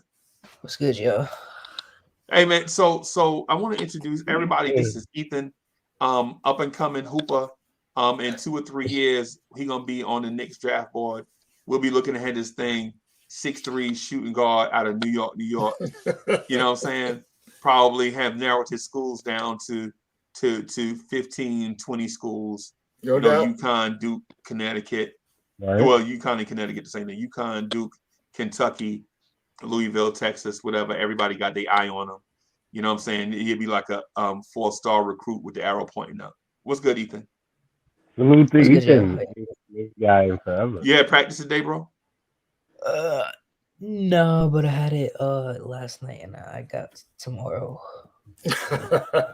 What time you practicing tomorrow, bro? 7 p.m. Okay. Okay. Right against the Knicks game. Yeah. That sucks, bro. Your coach is a jerk. How you gonna he live in New York? How you gonna I know. I'm gonna talk to him. I'll ask him to get in early because he'll let me go in early and just like do my sets, and then he'll let everybody come and get it. There you go. Okay. Yeah, man. You can do that when you're a star. Yeah, man. No, he ain't letting me do that because he knows that I'm good for my work. I got you. Okay. I got you. What offense are y'all running? Y'all have a basic offense? What basic offense are y'all running? We do run a lot of basic horns and Nova, to be honest. Our bigs can't catch, so we can't run no Spain big roll. Oh. And plus, I ain't gonna lie, we play my usage rate on this team is like 2% because we got this one dude. His name's Makai. He's a 6'5" and he's already getting offers. So we just wow. Okay. Yeah, Yo, that's dope, bro. How old is this kid? Like 15? He's 17. He's a senior. 17? Okay. Oh wow. Oh wow. Hey, man. So y'all have bigs that can't catch. What a novel thing. I've never heard of such a thing. A big man that can't catch a ball. That's the first time I ever heard of that. Stop lying. Yeah, exactly. Wait a minute. We know a couple. Look, we've seen a couple. We had a couple on our team. Yeah, exactly. We had a couple on our team. Hey, sure. Ethan but they can rebound though, right? Oh yeah, they rebound and they just good for our putbacks. Yeah, they can, and so that's the thing. You can rebound, like you can legit use your natural reactions to go grab a rebound that's 11 feet, 12 feet in the air. Mm-hmm. But you can't look another man in the eye and watch him throw you a ball and you catch it. Is that not the strangest thing you ever heard, Ethan? It's weird, but it's weird, right? It's weird, right? Like they can legit block a shot with either hand off of reactions, but you can telegraph a pass to them and they'll bobble it. That's crazy. It's the AAU system, bro. That's why I find Mobley like the most intriguing prospect I've seen in like 25 years. That's crazy. 25 years? Bro, he is young. The way he moves is just young KG and young C Web, bro. Wow. It's insane his fluidity on the floor. Yeah. And he grew up in the AAU system too, because you know all the like unique players like the Giddies and the Jokic's and the Melos in the world. They like all have that foreign aspect to their game. Yeah, Mobley's just straight AAU, and then he's like intriguing as hell. And he has like all these different parts of his game, so like he's just special, bro. Yeah, like if you watch his skill level is high. His skill level is high. His IQ is high. He throws a better entry pass than all of our point guards. Yep. Wow. Yep. Yeah. If you watch that game tonight, you just saw that he was just on a different level. Right. He looks like a fifth-year player, and he's in 5 games in. Yeah. He led them in scoring tonight, right? Yeah, he had like 22. Yeah, I think he led them in scoring tonight. Let me check and make sure. I'm just gonna. Where is Cleveland? Oh, and to add on, I won't be surprised if our whole front office is with us in New Orleans. Yeah, that would really. Why would that? Why would you say that? Because that young bull out there who's carrying that Pelicans team right now, who I don't want the other one who's over 300 pounds. I want the one who looks like mini KD. Brandon Ingram. Yes. I can see him being a trade candidate after this year. He's a perfect fit. Wow. So you like Duke small forwards? Yes. Okay. I love Tatum coming out of the draft, and I love Kingdom. Right. Right. So Nick Yak just chimed in and said Grimes is better than Quickly. Even though I feel like that's random, what I will say is no. Grimes is not better than Quickly. Well, hold on. Let's wait. Well, hold on. Let's see in what aspect is he talking about? Because is he talking about Grimes is a better overall player, or in certain elements, certain spots? Like, are you talking about he's a better 3-point shooter, or are you talking about he's a better free throw shooter? What? Like, I just want to hear what. Like, I want to get the full aspect before I jump the gate. Man, I want to hear the full aspect. So my opinion is this: Tibbs is gonna play the better player. Out of all the coaches you have ever seen walk the sidelines for the New York Knicks organization, Tom Thibodeau will play the best player, right? Right. It ain't like Fizdale, like, hey, I'm experimenting, I'm moving RJ to the point. Nah, ain't none of that. Ain't none of that. Ain't none of that. I ain't gonna lie. That was the one experiment that Fizdale was good on. But not. What I'm saying is that was an experiment, right? Tibbs ain't doing it. Tibbs is like, in your current role, such and such is the better player, and we going with him, right? Like RJ to the 3, like we wanted RJ to play the 2. The numbers suggest that RJ is a better scorer. RJ is almost a 20-point per game scorer when he plays the 2, right? But he's a better defender, defending threes, right? Tibbs is a defensive-minded head coach. So guess what position RJ Barrett plays? The 3. The 3. Yeah. Right. Right. And so the thing, and what I'm saying to the Grimes and Quickly thing is trust. If Grimes was even close to being as good as Quickly right now, he'd be on the floor. They'd be splitting minutes at the very minimum. They'd be splitting minutes situationally, right? They'd be splitting minutes. But Quickly, we don't want to talk about guys being situational now. Right. Now, and this is my point of view. Everybody else have their own POV. You got your own POV, right? But from my perspective, I think that if it was even a debate, Quickly would be splitting the minutes between these guys to see which one wants it the most. Because the thing Tibbs will also do is have open competition for each one of these minutes. Yeah, practice, right. Yep. So if it was even close, you would be seeing Grimes more, not because he's better, but Quickly would want to see what it is that Grimes has to offer. But clearly, Quickly is watching these dudes in practice. Quickly is showing them something that we don't see that keeps him on the floor. Because if Quickly was a bum, he'd keep his warm-ups on like Knox. Yeah, facts. That's a fact. I'm sorry about dominating Soulfinger. I just wanted to. Oh no, you all good. I just think that IQ hit the sophomore slump early. I think he hit it early. Now, regarding for the small sample size of seeing of Grimes, I think Grimes is a better defender of the 2. Right. That's been proven. Right. And he and IQ can both shoot the 3. You hadn't seen how deep Grimes can shoot it because he hasn't had enough time yet. But Grimes also has mid-range, something that IQ needs to work on and get out, other than the floater. I mean, he is to go to float and everything, but that mid-range, mid-range jumper, be able to pull up. Now, the Bulls game, seeing Quickly start attacking, which was nice to see. Right. However, Grimes does the same thing as well. So I would just say, and not by much. I mean, it's not a big enough sample size for me to say who's better.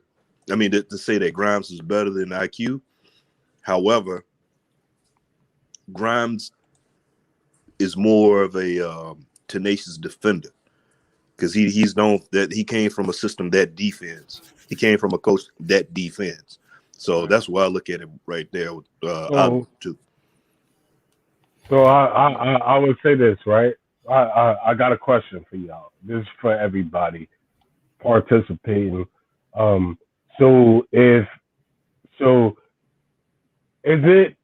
Can we say that Grimes is a better on-ball defender than Quickly? And if so, right? Who is the better team defender when it comes to playing in the team defense?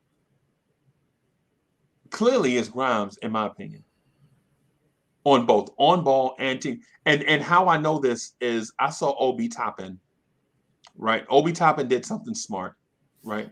Obi Toppin left a terrible 3-point shooter at the 3-point line and trapped a ball handler in the corner.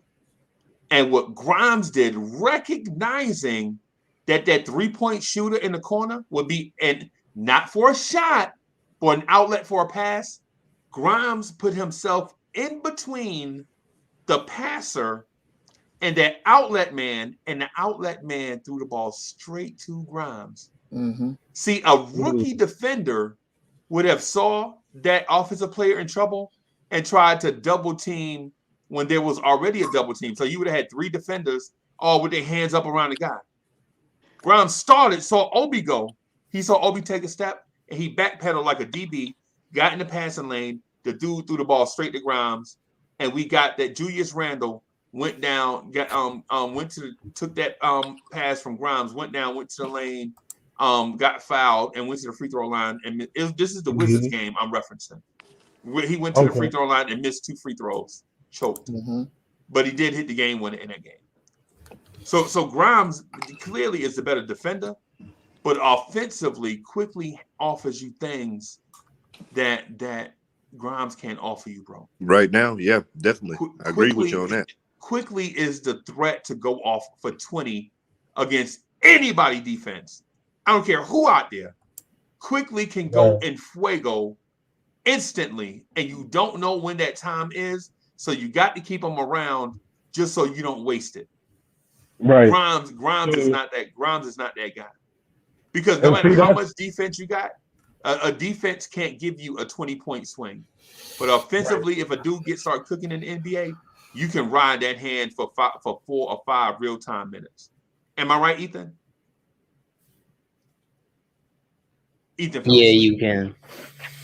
Yeah, like when Ethan start cooking, you don't have to call plays. You don't have to get in your bag and start calling caddy, you know what I'm saying, or Honda, or none of that stuff. You don't have to call orange so people can start backside screening so Ethan can get wide open looks off of pin downs. You know what I'm saying? When that happened, no matter where Ethan catch it at, it'll be money. Right? So Andy game was good. And when Ethan does his thing, can we at least say Omaha or something? It depends on, like when I played, right? When I played, our coach would have like 5 or 6 plays for pin downs, right? And he would name them. He would name them by colors instead of saying run play number 12 in the playbook. He'll say purple, and we'll know that the bigs start up on the top and they come down, they drag down, and one has his foot on the, you know what I mean. It's certain plays. Yeah. I mean, certain plays have nomenclature basically. So Dolly, what's good? So one of the things that I have taken kind of responsibility of. I'm gonna get something. It's being the voice of reason, right?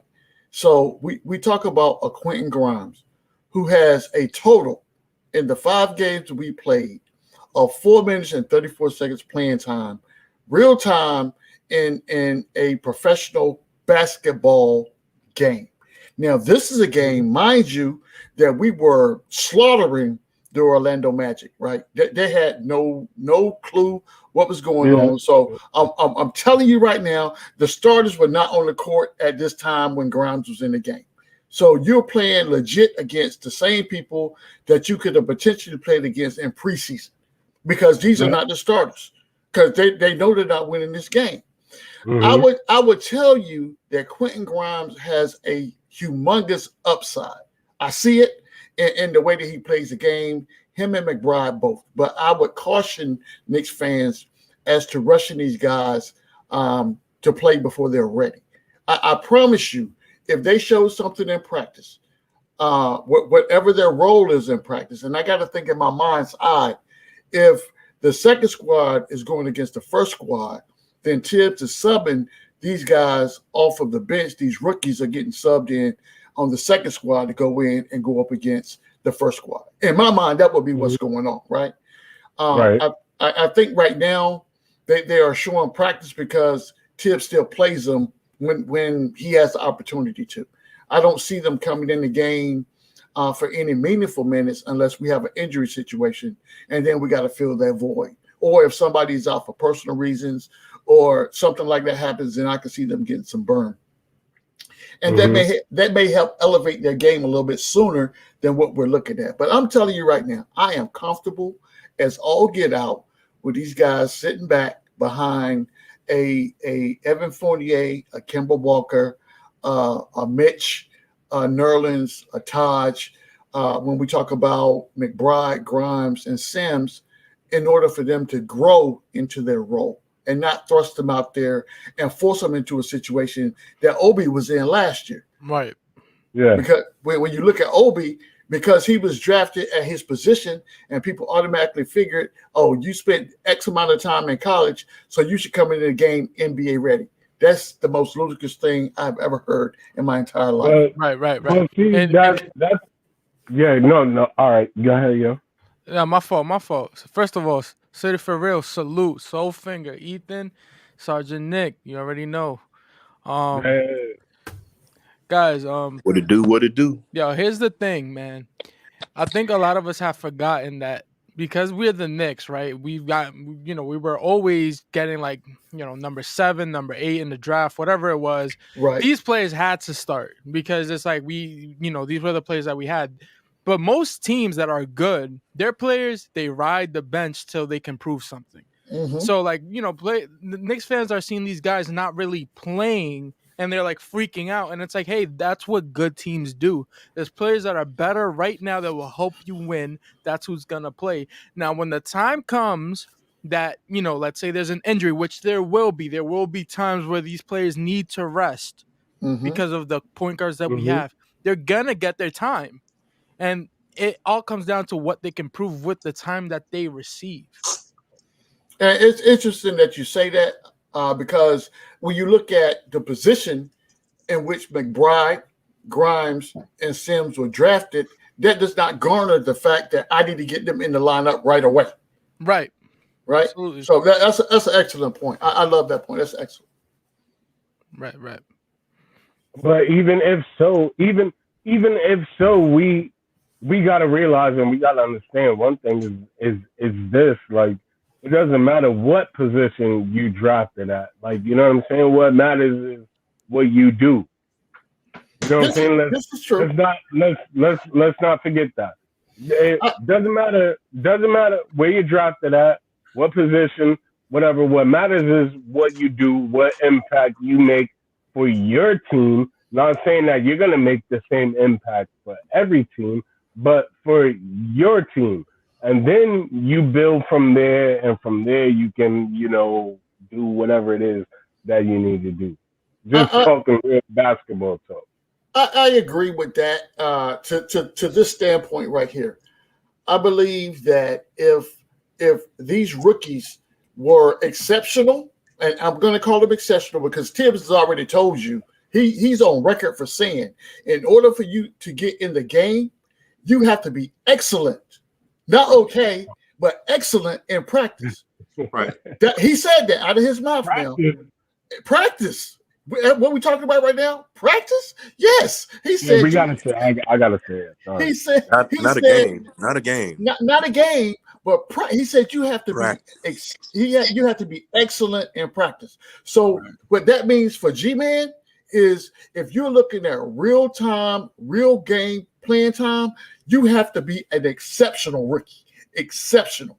That means you have no flaws in your game. You've already figured out the NBA scheme, and you're ready to go out there and deal with the big boys. And I'm telling you right now, if for whatever reason, other than injury sake, if you put these rookies in that situation, they will regress instead of progress. I'm telling you right now. Because we're the same way. Wait. Well, the only thing I will have to say to that is, and nobody, don't try to kill me. Don't shoot me down.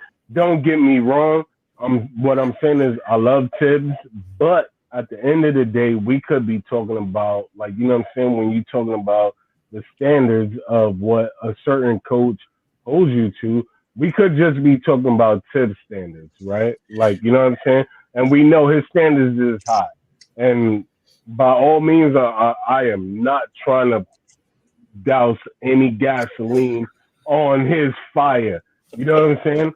But what I'm saying is when we talk about stuff like that, certain coaches might hold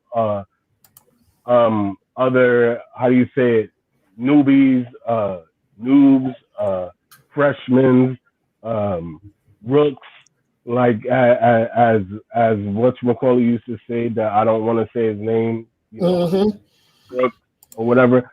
But like, you know, that could be something that could play into the system where you got certain coaches that might say, listen, I got these new young guys, they fresh and they young, and I just want to see this.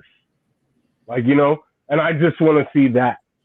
But then give or take, as far as we know, give or take his reputation and stuff like that, he want to see it all, bro. Like, you know what I'm saying? He want to see you come in and come live and come direct and showcase whatever you got. Like, you know what I mean? Put it all on there. But then you got other coaches that just like, no, bro, listen, I just want to see if you can do this, that, and the third. And if you can't, you can't. If you can, you can. Like, you know, so it I don't know. It's just kind of different when we talk about how coaches perceive like their young players when they coming in to the game and stuff like that. If that didn't go too far off topic. Well, so I believe this, City, and what you says I agree with probably 60% of what you just said, because based on coaching styles, each coach is different, to your point, as to how they view talent, right, and how they evaluate talent. But I have to believe in Tibbs' case, if these guys, and this is how you know what I'm telling you is true, right? Think about this. When the New York Knicks were blowing out Orlando, right, who were the first rookies off the bench? He didn't go to Knox first. He didn't go to Jericho Sims first. The first person off the bench was Grimes.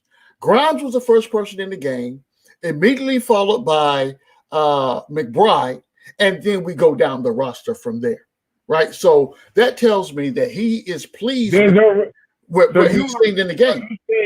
So you're saying there's already a pecking order in between the rooks that we got right now? Yes, absolutely. Right. Absolutely it is. Absolutely it is. It absolutely is, because go ahead. I'm sorry, go ahead. I don't mean to dominate the mic. Y'all had to cut me off. No, I'm sorry.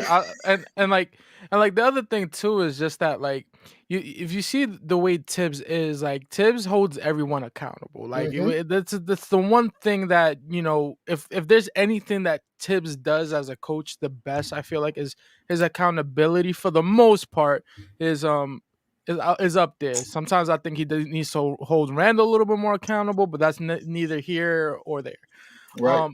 But with that being said, I think Grimes is doing something in practice that's really, like, it must be good because he like McBride isn't getting as much time, and the way that I see McBride play in summer league looks to me better than Grimes at times. So like I don't know what's going on there, but what I will say is that he will get minutes. Both those rooks will get minutes, but remember, they usually those rooks usually get minutes somewhere halfway through the season on good teams. Right. Yeah. And so let me say, I'm gonna speak to a point, man, because I think what y'all are alluding to is that Quickly sucks on defense. And Grimes is better. Is that what we going? Well, okay. I do want to say something. Not even close. Like, I do want to say something to that. I don't think I. Oh, my bad, Ethan. Go ahead. Oh no, so it's okay. You guys go ahead. I just want to get it under. So is Quickly the better offensive player than Grimes, who is the better defensive player? I think Quickly is a better offensive player, and Quickly has improved on defense, but I do think there's a reason he's not getting as much minutes because I feel like the last game, especially, he was forcing up some dumb shots. Right. I will say that. But with that being said, I'm not jumping off the Quickly the Quickly wagon like a lot of people are talking about that that McBride should take his minutes and whoever. I think that's stupid because we know what we're gonna get out of Quickly. Once Quickly finds his rhythm and gets it back, we know what we're gonna get from him every night. Dolly, let me ask you this: who leads the NBA in 3-point shooting right now? This second. I honestly don't know. It's Seth Curry. And 3-point percentage, Seth Curry. Yeah. Right? Okay. In the game that he played the Knicks. Can we lock him down? He got 2 points. He was 0 for 4 against the Knicks. Mm-hmm. We right? remember and Grimes didn't play in that game, but Quickly did. Right. And let me say this to this whole like Quickly narrative. So are we forgetting that Quentin Grimes has the only thing the positive that people call seeing from Quentin Grimes is a 2 for 9 performance and him having 6 points? I believe so, Ethan. I believe that is lost. Are we forgetting? The narrative that he's getting taken away minutes is completely stupid because if anybody should not be getting more minutes, it's Alec Burks. Okay, that's a coaching decision, which is completely stupid by Tibbs, which I've got on before. Because he's putting Burks in there to close out the game for free throws instead of our best free throw shooter, who is Emmanuel Quickly. Yep. The narrative that people want to start, the people want Grimes to play over Quickly is completely asinine. What has Quentin Grimes done? He is not a high ceiling player, and he's just a low floor player. The best case scenario that he could be is 2014 Danny Green, and the worst case scenario he could be just a below average swingman. Yo, Ethan, it's funny that you say Danny Green because when I look at his game, that's literally who I thought about. Yeah, right. But not to throw an anchor on his point, but Danny Green is a multiple-time NBA champion. That's what I'm saying. In different cities. The best case scenario for him will be a 2014 level Danny Green, which is he will play defense and he will spot up. But the difference for Danny Green was Danny Green could run off a screen and shoot a 3, which we thought we were getting out of Quentin Grimes. But throughout the whole summer league and in preseason, he hasn't run off a 1 screen and shot a 3. So I don't know. This pick was completely asinine to me if he can't even shoot off a screen. Because the thing that I seen him do, we could have kept Frank Ntilikina, and he could have done the same things. Okay, I don't know about that Frank one, man. No, I'm saying based off of the things that we've seen him do and how we're playing him, even when we do run him over screens, he just catches it because his trigger's not quick enough to get over a shot. So he's just spotting up right now and playing defense, which is Frank Ntilikina. Right. I honestly think McBride has a higher upside. He does. Than Grimes. 10 times better than Grimes. But the thing is, again, the whole thing with Grimes, it's just the sample size is nowhere near big enough to jump off the ledge on that. You look at it, I do like Grimes' how he plays defense, how physical he is. But the thing is the one knock on him, he can't get any separation when he's trying to get out of there. So that's a problem right there.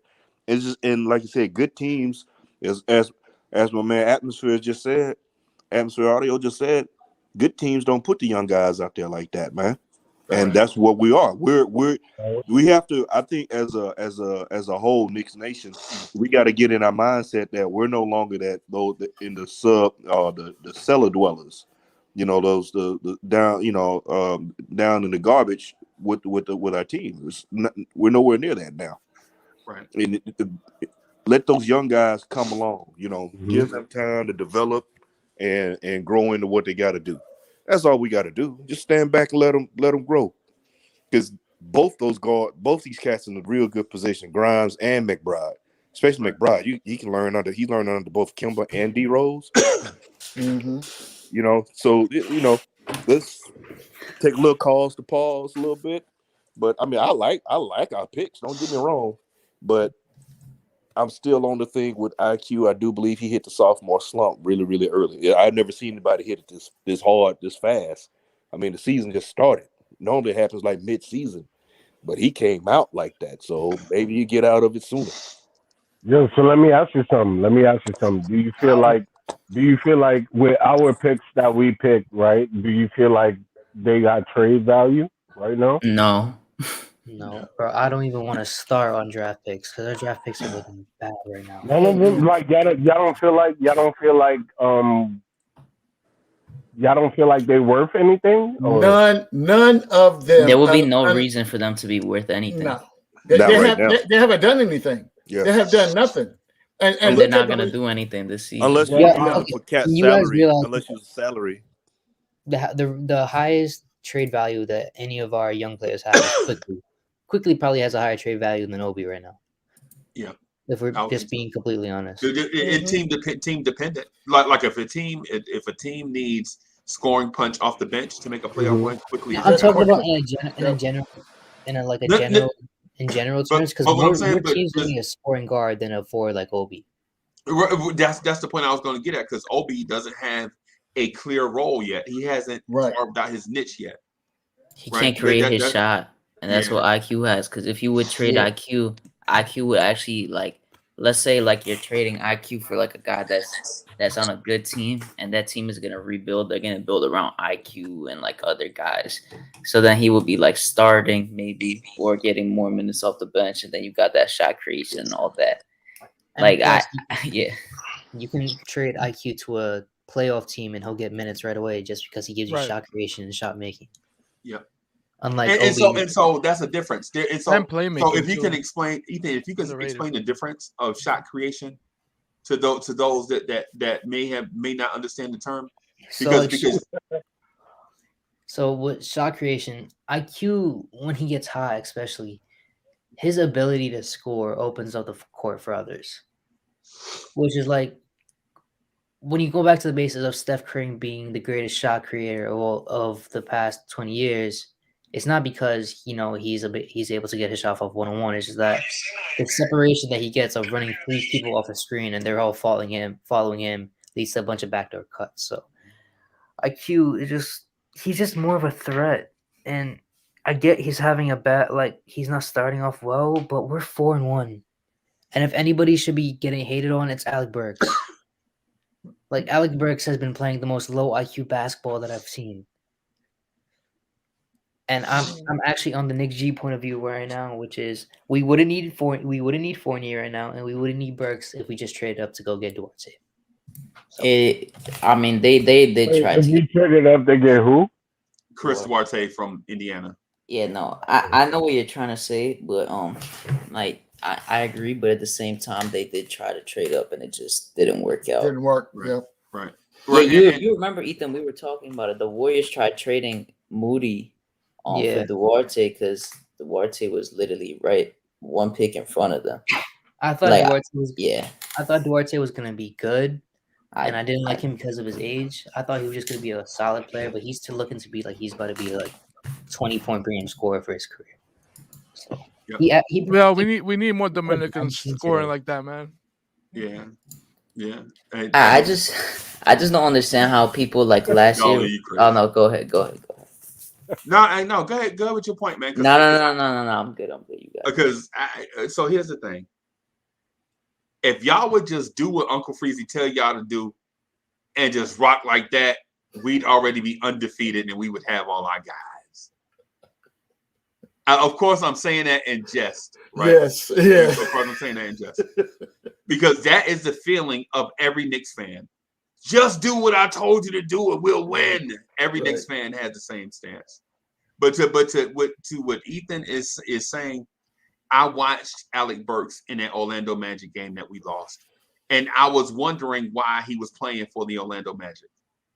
Right? Yeah, so those passes he was making and those, and the wild shots in transition the wild shots with nobody back.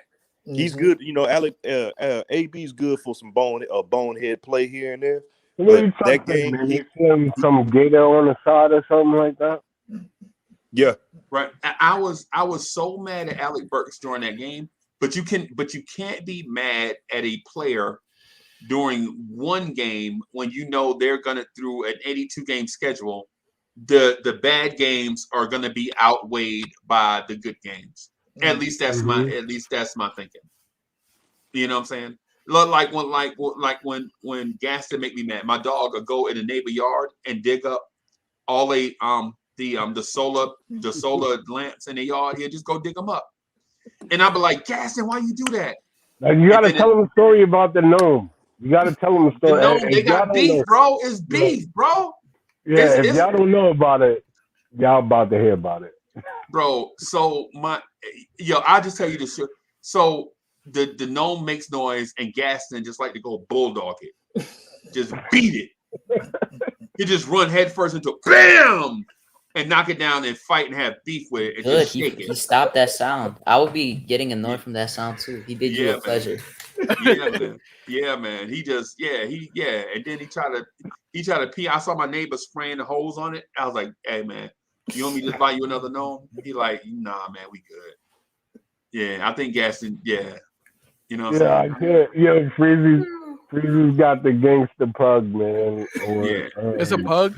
Yeah. And Dolly, he a little sweetheart too, bro. He don't mess with nobody, bro. But that gnome was talking about his mama. Yeah. Right. Yo, the gnome don't rock. Like, you know what I'm saying? Like, the gnome gets no airplay when it comes to gas. The gnome must be an Atlanta Hawks fan. That's really what it was. That's what it is, bro. That must be what it like, is. yo, you bowing in my yard? Are you serious? Right. Yeah, that's close to my yard. Can I'm taking you out. I kind of want to. I mean, I'll say something about the Alec Burks thing, but I just wanted to say something about the IQ. But the Alec Burks one, like, he's been like so like mid. Like I don't even know like what he's doing. Like he can't even get a shot off, like unless it's off the pick now. And last year he was like creating his own shot and going into the lane, but I'm not really seeing any of that right now. Yo, Duke, you know what's crazy? And it's funny. The person who made this point to me was my girl, right? My girl be watching the games with me. She became a real like big like Alec Burks fan. Her favorite player is D Rose. That's what she is. She loves D Rose, but like she liked Alec Burks' game. And the thing she said, the thing that she noticed, and she would notice because she's a woman, was he's wearing different shoes. And ever since he started wearing the black shoes, he hasn't been on demon time anymore. He's been ever since he switched the shoes. I don't trust him. He needs to go back to those black shoes, bro. I don't even know what he was on. I don't know. He'll probably turn it up, but he's just been mid. And then the IQ thing, you guys were talking about his minutes and like him like not producing as much. He is like, I mean, it's clear like he's having a slump right now. It is what it is. He's having a slump. He's putting up bad shots. But at the same time, I don't know if anyone watched Tibbs' post game after last game. And he said that it's good because everybody is sacrificing, whether they're sacrificing their minutes or they're doing this or that. IQ is sacrificing his minutes right now. So he's getting 6-7 less minutes, and we're still winning games. I need people to stop talking about Grimes because I know a lot of people did not like Grimes until we drafted him. Now everyone's acting like he's the next coming. I'm just exposing people right now. I'm just saying everyone in the Knicks in general, because they've been saying some wild stuff. But please stop saying put Grimes in when someone is going on fire, because he's just gonna make them drop even more on them. Because it's just disrespectful. People been saying that? Oh Yes. yeah, you got people that want to put them in. People are always when someone is just going off a little, they're like, "Oh, subbing Grimes for RJ or subbing Grimes for this guy because this dude is going off to stop them because he's a lot. He's apparently a lot. Me out, bro? Those are the people who can't root for Kevin Knox and Frank Ntilikina anymore. Bro, nah, man. What I said legit made basketball sense, man. I'm willing to debate Duke and Ethan right now, bro. Wait, what do you mean? What did Ethan didn't say anything? What I said is at the end of a game, why do you have Derrick Rose in for defense when if the Knicks get the ball back on offense, the team is going to foul them and send them to the line? You don't need an offensive facilitator in the game. You need a defensive stopper. So why not put in Grimes for Derrick Rose? Because it's a defense-only situation. Which game are you talking about? The Bulls? The Bulls, yes. Yes. What time? Like when are you talking about? You know which what? At 8.9, when Zach LaVine, when Vucevic did that, when Vucevic got that stupid moving screen on RJ. Remember, he grabbed RJ under the rim and held him. Rose an air ball, right? Yeah. Yeah, and Derrick Rose was in. Why is Derrick Rose in the game? I have an answer for that because if you put Deuce McBride, and Grimes, and they're out of the flow of the game, they're gonna grab because they're just gonna be too tight. They're not even in the flow. And at least I know with Derrick Rose, he'll contest well, and he probably will get a block because he's gonna leap high. He's not gonna. But you know what you got though, right? Instead of ball denial from Grimes, right? You got an easy pass to LaVine, who got the switch on Taj Gibson, and he went by Taj Gibson like Taj was standing still. I know he double clutch dunk, bro. He double clutch on the dunk. It makes sense what you're trying to say. Tibbs' personal decisions are just stupid. You're putting a rookie. You're putting a rookie against Zach LaVine in the final minutes. Like you're putting him over Zach LaVine in the final minutes, and this guy has not played in a actual season game yet or NBA game, and you're putting him in that serious situation in his first serious actual time. Like he doesn't know the defensive schemes like that yet. Like he doesn't know all that. I wouldn't do that. But I was talking mainly what y'all about, saying, but y'all mentioned it like what I was saying was absurd. No, I said when people are going off. I said during games. I didn't say at the end of the game. Okay. But still, I don't think you should put Grimes for a 5-second possession at the end of the quarter. All right, that's fine, whatever. But don't be trying. Yeah, I don't really care about that last 10 seconds. And I already have my prediction that we're gonna either trade for a point guard or we're gonna trade for a person to replace Burks. Yo, what was that, Crazy? What were you pouring? Pink lemonade, bro. I'm not with zero sugar. It's got I'm using the sugar substitute. That's the sour one. Ew. Yeah, man. I'm trying to cut weight, bro. Yeah, ain't nothing wrong with that, bro. I feel you. I'm trying to cut weight. Mad sour. Yeah. Play the. But listen. Check out what I'm saying. So either you keep Rose. Remember, the comeback happened with Kemba and Derrick Rose on the floor. Wait, I need to watch it back. I'm going to watch it right now. During the comeback, Derrick Rose is off the floor. I was screaming for Tips to put D Rose on the floor. The lineup was the straight up starters, and Kemba could not. And they were hedging on the pick and roll, and they were bringing Vucevic up, and Kemba Walker was too slow to get past Vucevic. Yep. That's why I said put Derrick Rose in the game. Yeah, and I also feel like Tibbs, right now he's probably also giving Kemba extra minutes so he could get build up more chemistry with the players out there too, as well, just to see how things look. Remember that's new for everyone too. At least when you notice he always puts D Rose when he needs something, so it's like he trusts what D Rose can do. Right, leadership. Wait, so Freezy, are you talking about 8.5? You said who did you want? Rose wasn't in Grimes in for Rose, but Rose isn't in the game at 8.5 unless they did it after. Yeah, Rose is in the game from when I'm talking. It's a side out of bounds, right? Yeah, he's not in the game. So who's that point in the game? It's Kemba. And this is one we were throwing it in for a free throw. Kemba's a good free throw shooter, so it makes sense.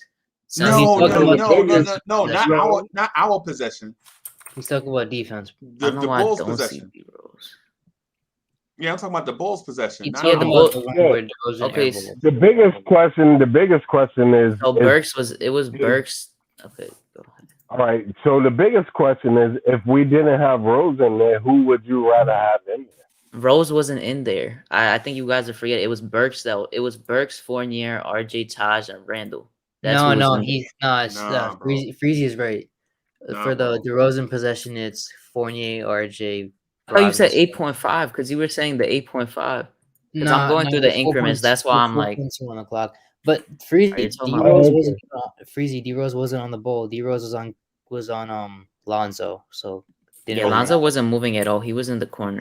Him and Caruso were literally sitting on top of each other. Pause. Yeah, they were literally right there on each other. I don't want to move the conversation necessarily. No, you can move it. It's fine. That's already done. Okay, because I just want to talk about my guy RJ and about the slander that people have been. Yeah, you got the biggest RJ hater on the top left right now. Who? Freezy? Ethan? Yeah, Freezy blamed a whole game on RJ when Fournier shot under 30 and Randall shot under 30. Yo. Okay, wait. But go ahead. I'm not first of all, I don't appreciate the RJ slander because let me tell you something. Even when RJ wasn't having good scoring matchups, his defense has been A1, bro. First team all defense. The thing is, if you think about who he has been defending, it's the best player on the floor for almost every game. He's been there denying shots. He is on a rampage, and then people talking about. I ain't gonna lie, bro. I ain't gonna lie.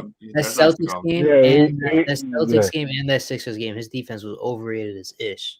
His Celtics game defense was not overrated. Yes, bro. No, it wasn't. He wasn't playing the best player. Dolly, think about the game that they lost. Who was the best player in that game, and who guarded that player?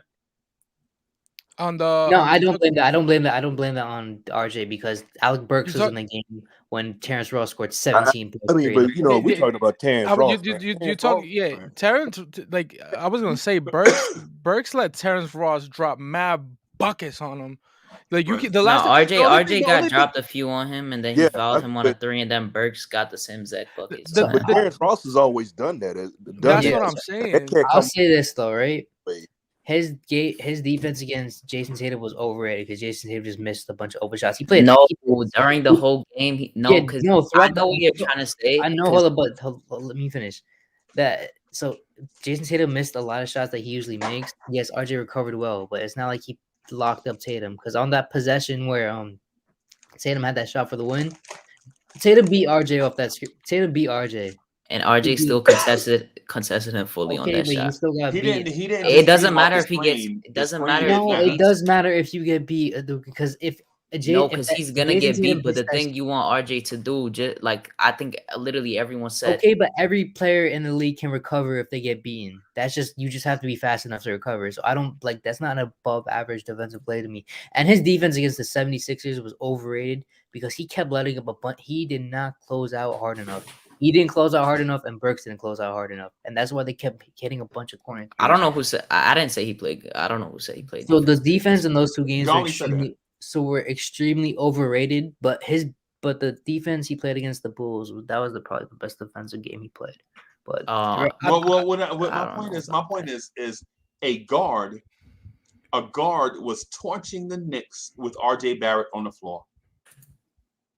Cole Anthony was roasting the Knicks out the gate with RJ Barrett on the floor.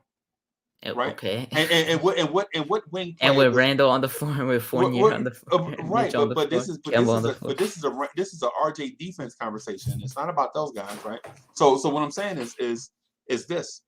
If I'm Tibbs, I would have at least gave it a look. Can I at least see if RJ can guard some Cole Anthony? Because I think that was a Tibbs thing. Wait, but who would guard France for RJ in the corner? Hey man, Fournier, because Franz Wagner doesn't move. All right, so then you're still gonna have the mismatch with Suggs and Kemba. So Suggs. Hold up, Kemba was guarding Suggs the whole game. It doesn't that was That was just how it went the whole game. If you switch, I don't think the thing is, I don't know, because he was playing Cole Anthony was playing point guard for them, but I don't know. I don't think that's really like, I don't know why that would be diverted at RJ, because that's Tibbs. Like Tibbs isn't just RJ's not just guarding guys on his own. Like he's not just gonna switch to someone automatically because Tibbs has a certain way to play. It's a game plan coming in. Yeah, they're not just gonna change it just because someone's going off unless Tibbs tells you to. Nah, but that's just on Tibbs. He's supposed to be able to change his game plan. I ain't go put that Terrence Ross and Cole Anthony game on RJ. I'm just putting that Boston and the 76 game. Those no, because RJ still played good defense that game though. Which game? The Celtics game. Yeah, it was average. It wasn't elite. It wasn't that good. I didn't say it was elite. It was good defense, but in the final shots, he played, really good defense. It wasn't like above average. It wasn't, like really good. It was just average. All right, bro. I don't even know. I don't know how you can't say that's not above average. It wasn't above average. All right. Yeah, watch it. I watched it. I watched it a few times. I watched it back. Then you see that Tatum beats him on at least the what? He beat him a few times, and Jaylen Brown beat him a few times too. And yeah, Brown did it. Brown scored on him twice. You can go back to the shots that Jason Tatum missed. You can both. Yeah, but that's not what I'm talking about, though. In fairness to it, though, Jaylen Brown hit shots on RJ after Jaylen Brown was already cooking. No, I'm not talking about Jaylen Brown. I'm talking about Tatum. No, but I'm saying you're not listening. I'm saying like Tatum had a decent amount of shots that were open, but at the same time, RJ also made it tough for some shots. Like he actually contested a decent amount of his shots. So thing is, should I break down the defense, bro? And so I disagree with Ethan on this. I usually don't. But I disagree with Ethan on this because I don't think defense starts at the point of the shot. In my opinion, the defense starts at the possession. Like RJ Barrett legit denied him certain spots on the floor and made Jason Tatum work to get to certain spots on the floor. Then he denied passes to Jason Tatum. Yeah, right? I agree with some points, but Right, was still able to get the ball in his spots. But he might have held him off for a bit. That's what I'm saying, Freezy. But when the possessions, when they isolated at the elbow, RJ Barrett got cooked. You mean when Jason Tatum got the ball in the spots that he preferred? Yes, he got cooked. Okay, all right. Okay, that's what I'm saying. But in other, we saw Jason Tatum get ISO RJ Barrett on the wing and try to go by RJ Barrett and couldn't and kick the ball back out. Now, since a shot didn't go up and was missed, that doesn't mean RJ Barrett didn't play great defense. That, to me, in my opinion, that's not fair. You know what I'm saying? You know what I'm saying? Because RJ Barrett legit was ISO'd on one side of the court with Jason Tatum. Jason Tatum tried to move. The move didn't work. Jason Tatum kicked it out. Right? And we don't count that as good defense for RJ Barrett, but we count contested shots from the elbow by Jason Tatum as good offense. Yeah, and I'm not talking about straight up just a contested shot. I'm talking about that Tatum was able to move RJ off his spot and just RJ recovered late. But the recovery is also like you need to have a good. Yeah, I'm taking account the recovery, but an average defender can get recovery too. Right. Well, I put that into it, but I'm just saying that he still got RJ moving off the spot. And Jason, would you say Jason Tatum is a top 20 player offensively? 100%. Would you say RJ Barrett is a top 20 defensive player? Not yet. Not yet, right? So the advantage goes to Jason Tatum, right? In that case, right? Yeah. So that's what I'm saying. My thing is let's give RJ Barrett credit for, in my opinion, he had a great defensive game because this dude is elite. Like I don't understand. Like I know he shot 30 shots and a decent amount were open, but at the same time, the thing you want RJ to do is at least like disrupt it and make it tough for him to get to some of those shots, which he did in the most important moment. I saw RJ Barrett fight through two screens where Jason Tatum was open in the corner and RJ Barrett still contested the shot. Right. That's elite defense where you fight through two human beings to put a hand up in the face of an elite offensive scorer and you still made a miss. Right. Yeah. And Freezy. My fault. And like I saw this in the comment, and I was thinking about this. Manchild says RJ has improved at closing the baseline this year. That was his problem last year. Look.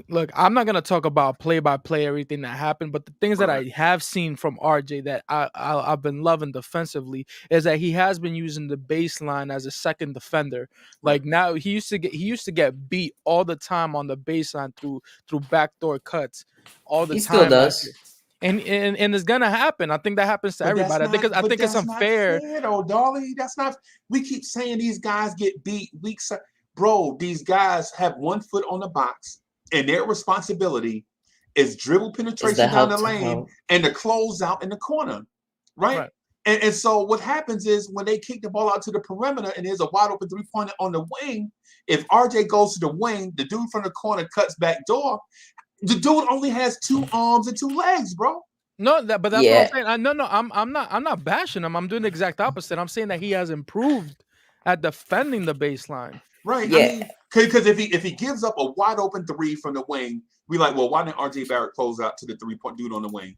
And if a dude comes down the middle of the paint and dunks on Mitch, we like, well, where was RJ Barrett? If a dude hits the 3 from the corner, we're gonna be like, where's RJ Barrett? The dude picks 2 of the 3 responsibilities and goes with it.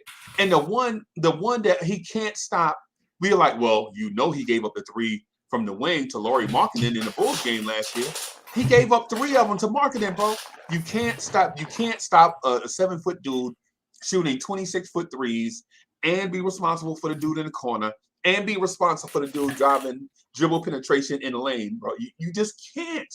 Yeah, and another one, like, I mean, because Ethan talked about the Philly game. I mean, I wouldn't say he played, like, the best defense, but at the same time, like, he was playing the help because he was leaving Danny Green open a few times. Right. But it's also because he was helping with Mitch on Embiid and, or Tobias when they were in there.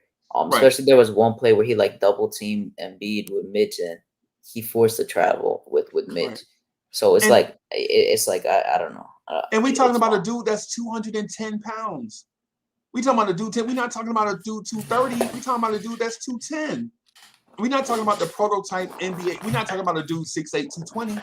We talking about a dude 6'6", 210.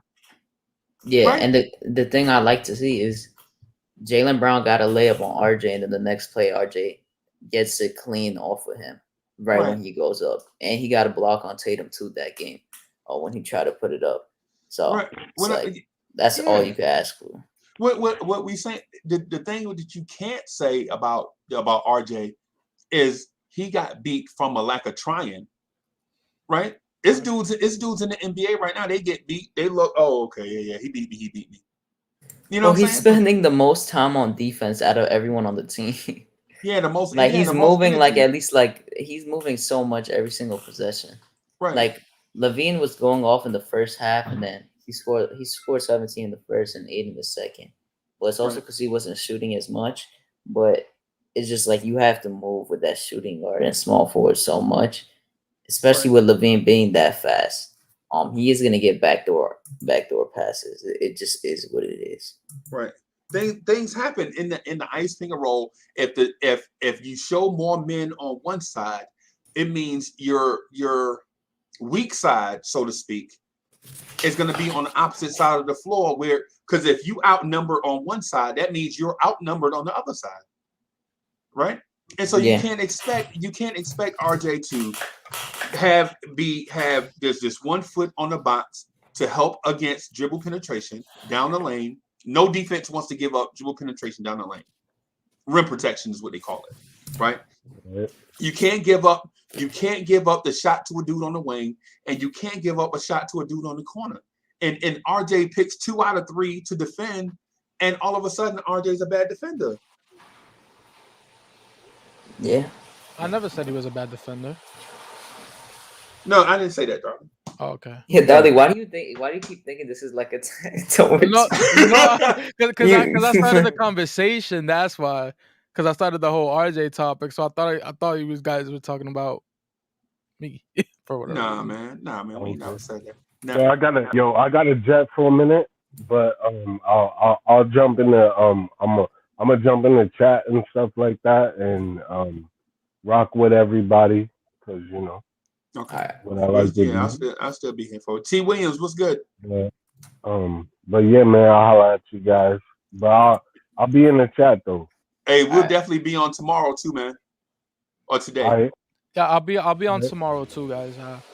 Since yeah, man. And so, wait a minute. I can't do. Well, I could probably do it tomorrow, depending on what time.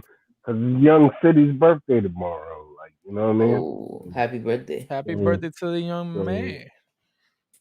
So I'm gonna be doing some things, but like, you know what I'm saying? I'll legit I'll jump on when I can when we doing the thing.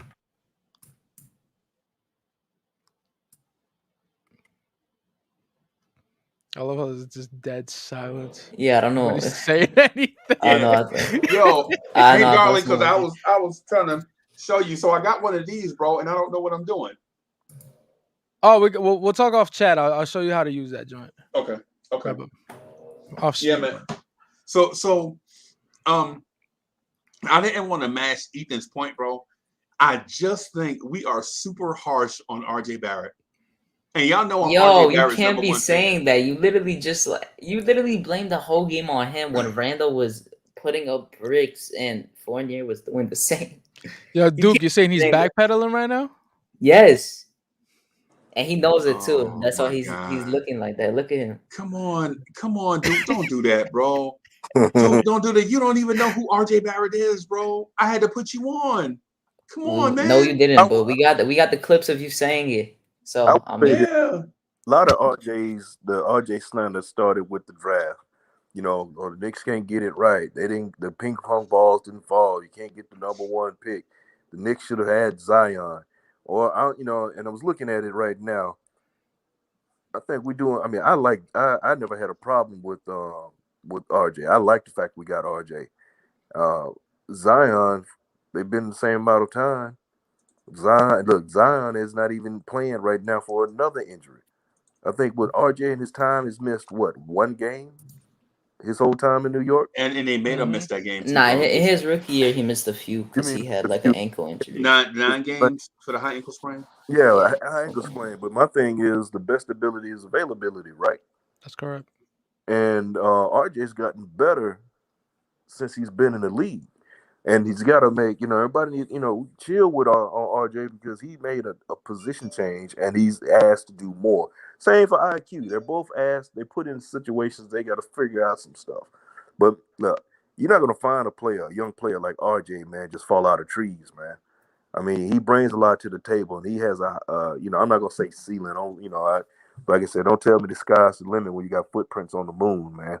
RJ he's a dog, man, in his own way. He's just not flashy or whatever else. It just, I don't get it because he gets it. We got Knicks Nation that gets on him, and then you got the media that snubs him on. They putting cats. You looking at some of the cats they put in the joint over RJ, and I don't get it. I don't get it.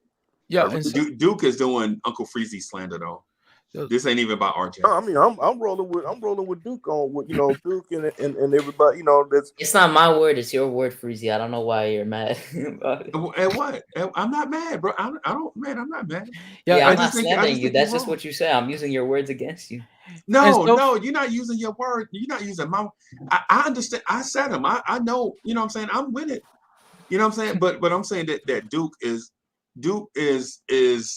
I think what he wants to do is get on the Grimes bandwagon, and how he can do that is by jumping off the RJ bandwagon. You shouldn't even say that just because I put you on to Josh Christopher, and now you're talking about we should have drafted Josh Christopher instead of Grimes. But were we right though? I was right, and then you finally, thankfully, but I don't know.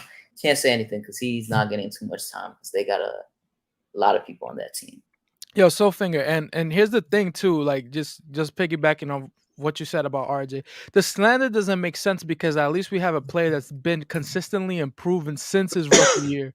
And improve the thing whenever there was a problem, he went and addressed it. And for example, last game, what's the thing that people have been saying that he can't do? He can't finish. You know where he got the majority, if not all, his points last game? In the paint, finishing with what hand? His right hand. And it's like yo, he can only do so much. He's trying. And that's all that you can ask from a player. And not only is he trying, but he's actually like improving. And we'll see if that carries on to other games. But it's like I'm just happy that like we have a player that cares, bro. Yeah, you know the other thing too. It goes to the fact, like you said, it was in a lot of people here. They're looking at they wanted Zion. You wanted Zion, and now and the thing about it is, once he had, I was like, Zion got these injury issues, man. That's those are red flags. And I don't have nothing against Zion, but man, Zion's starting to look like Greg Oden with all these issues is going on. Now you got the foot. Now this cat is almost over 300 pounds. He's looking like a cross between Greg Oden and Sean Kemp. The way where it's going weight wise, man. So and then it's not a good look. And RJ has gotten better in his short amount of time. Keep in fact that his rookie season was cut short. And you imagine if the Knicks were dealing with a Zion injury right now. And they put a spin on that. Well, Knicks can't get. Yeah, I'm gonna be honest, bro. We would have found out about that injury like months ago. If he was here. Oh man, yeah, it would have been real bad, but it would have been the Knicks are snake bitten. They can't get it right, can't draft right. You had a first round draft pick, and look what you did, blah blah blah. But now that New Orleans got, he's a surefire this, that, and third, and whatever else. He's gonna discover the cure for cancer, or whatever else you want to say. But with New York, it's always doom and gloom. Man, get out of here with that, man. I want a Morant that draft anyways, but I'm happy we got RJ. Yeah, I'm with you on that because if we had, if we couldn't get RJ, if we had the first pick and we didn't go for RJ, I wanted Ja. I did. I like Ja. I did like Ja more than RJ. Yeah, I just want to say, like you were talking about his finishing. There's like a false narrative where he can't finish with his right hand. It's not that he can't finish with it; it's just he doesn't like finish with it a lot. But it's really a false narrative of how everyone's. People saying he can't finish with the right. He goes to the left. Where if you want him to go to the right, stop him from going to the left. It's simple as that. Yeah, and I'm just hoping he continues to finish well because I think he will. But it's also because the possessions they were giving him to finish were like the best for him because he was able to one-on-one people, and just beat them off the dribble. He was just doing good off of it. So I hope they give him more touches like that because that makes him thrive. Yeah. Stephanon, what's good? Blessed to the What's up? Morning, Hello. blessed evening, blessed midnight. Salute to the panel, salute to the chat. Ethan, Soulfinger, Hadouken, Atmosphere Audio, and you already know the general, Uncle Freezy. What's good, bro? What's good, people? What's good, bro? How you doing? I'm good, man. Sorry I'm late, man. Man, you late, bro. I was late. I did vibes and stuff, man. I did a joint on vibes and stuff, man, and then we did a joint with I can't went through on Hector and them for the love of the game for a little bit. Bro, I messed around and sat in the chair. I was like, yo, I'm gonna just rest my eyes for a few minutes. And next thing about 2 hours. Yeah, man. Next thing you know, I was like, oh heck, man, my bad. Running late, bro. That's how I be telling y'all sleep is overrated, bro. It is, man. So Duke, I'm thinking about doing the Knicks at night podcast. I'm thinking about doing the Knicks morning drive this morning at 8:45, bro. You gonna come through? I'm sorry, say that again. I was asking Hadouken, I'm thinking about doing the Knicks morning drive at 8:45. Me? No, I can't. No, I have to go to. I have to 8:45 on a Saturday. Yeah, I would never wake up that early when I have school literally on the weekday and I could get some rest. What? Yeah, especially at 9 a.m. That's facts, bro. I'm bugging out, bro. No way. I need to go somewhere tomorrow, so I can't. No. Y'all bugging, bro. Are y'all serious? I might jump on, but yeah. Ethan, I was just gonna ask you, Ethan, you serious, bro? Y'all can't come through 8:45? Bro, that's bad. You can't even pay me to just wake up and go. Yeah, you can't pay. You can't pay me to do that, bro. Oh man. But hey, but if you still rocking by noon, I might jump on. Well, what I was planning to do, man, I wanted to get out as much content as possible early in the season. You know what I'm saying? So that we can clear, because a lot of stuff that we talked about in the off season, we have to kind of wash that stuff off of us because right now we're in season. We have a lot of things going on. Like we want to there's this thing where Knicks fans think that we're completely what's the word I'm looking for? Because I don't want to say it the wrong way and make people seem dumb. We're good. People think that while I think the basketball team itself, the players that we have are good, but overall they think we're in a good situation. But we're a little not. bit of complacency there, Freezy.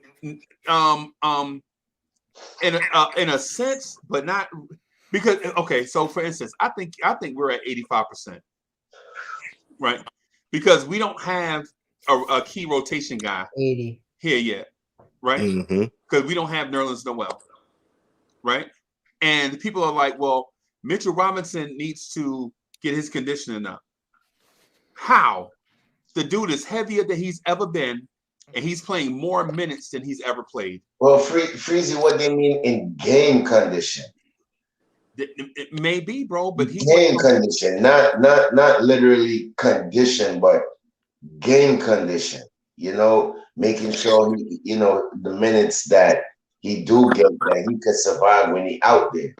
You know, I don't think it's necessarily his strength and his But he averaging more points than he ever averaged. No, his game condition as well. It's just his physical.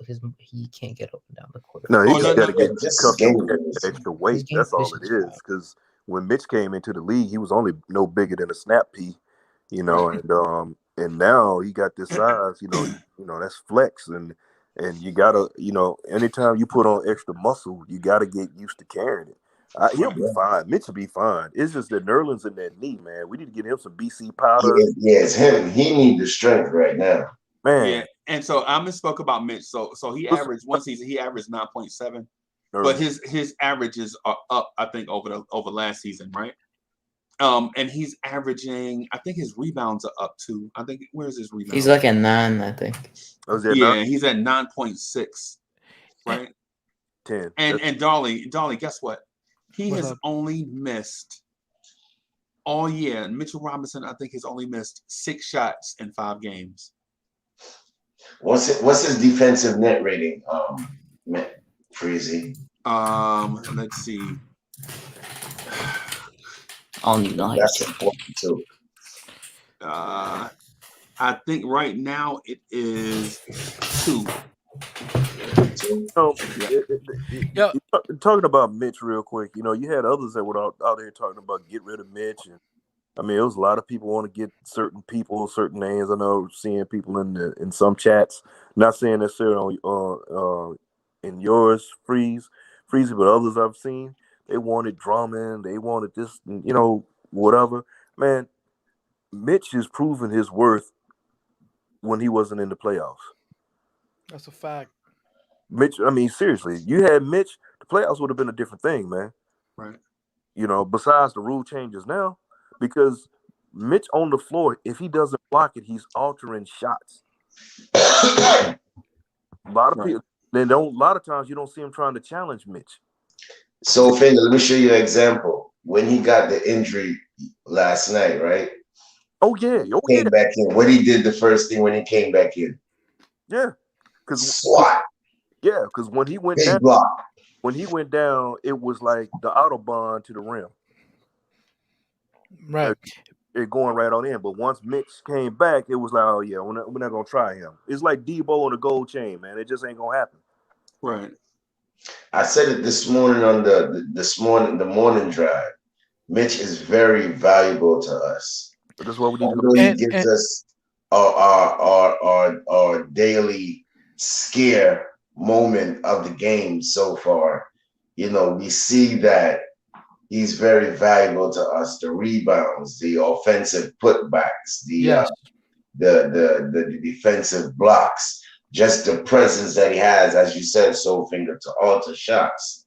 You know, so I don't agree that he's clumsy. Right now, he just got to figure out his balance. I heard someone say that how he should do like a ballerina class or some type of class where he could just balance his feet and get his footwork together. And I believe if he does that, Mitch will be a beast. Yeah. Footwork. You know that Orlando beast pushed in the back. They didn't call that foul. That should have been a foul. And here's the other thing too. We have a player, a vet on our team that's not the size of Mitch, obviously, but his footwork is excellent, and that's Taj. Taj has some of the best footwork I've seen in a Knick in a long time. And I love, say Taj I love Taj, man. I love Taj Gibson, man. I call him the intangible man because of the things that he does. They don't have stat sheets for that. And his footwork, man, like you said, his footwork is beautiful, man. And beyond that, also when you look at Mitch, right, like you already said, we know he alters shots and everything. And his biggest problem in his rookie year was that he could not stay out of foul trouble.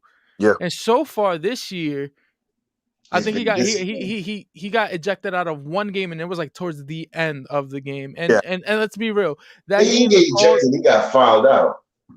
Yeah, they will call us some jacked up. They will call us some jacked up fouls on them. And what's crazy? This is the thing. If I want to say it was last night, the last game or the game before. No, it was the Philly game. It was the Philly game. They kept talking about, well, yeah, he needs to learn how to stay out of foul trouble. And I'm like, what are you talking about, bro? Obviously, I don't know what you've been reading or you need to do your research and get your information right. It's not like Mitch has been fouling out all the time like he did in his rookie season. He was on the court for like 2 minutes and already had 4 fouls. Crazy stuff like that. That's not the case. Mitch has learned under Tibbs. You've seen his development and elevation of his game defensively. I mean, granted, he's not shooting anything, but man, look, if you can lob anything to this cat or this up around the rim or around underneath in that paint, Mitch is gonna put it down on you, and he's taking some bodies up with him. Right. And you know what I love too is that Mitch runs to the corners. He doesn't just stand there watch the shooter. He'll go and like even if he doesn't hit the ball or whatever, he at least tries to alter the shot, which is important because we know how fast he can get down the court. And honestly, I think he's gotten slower because of the weight, but like that's gonna happen. You put on weight, you got to get used to that. All that moving weight. with that, yeah. And this is another thing. A lot of he blocks shots, but nobody really pays attention to how he blocks. He's right-handed. He's blocking with the left.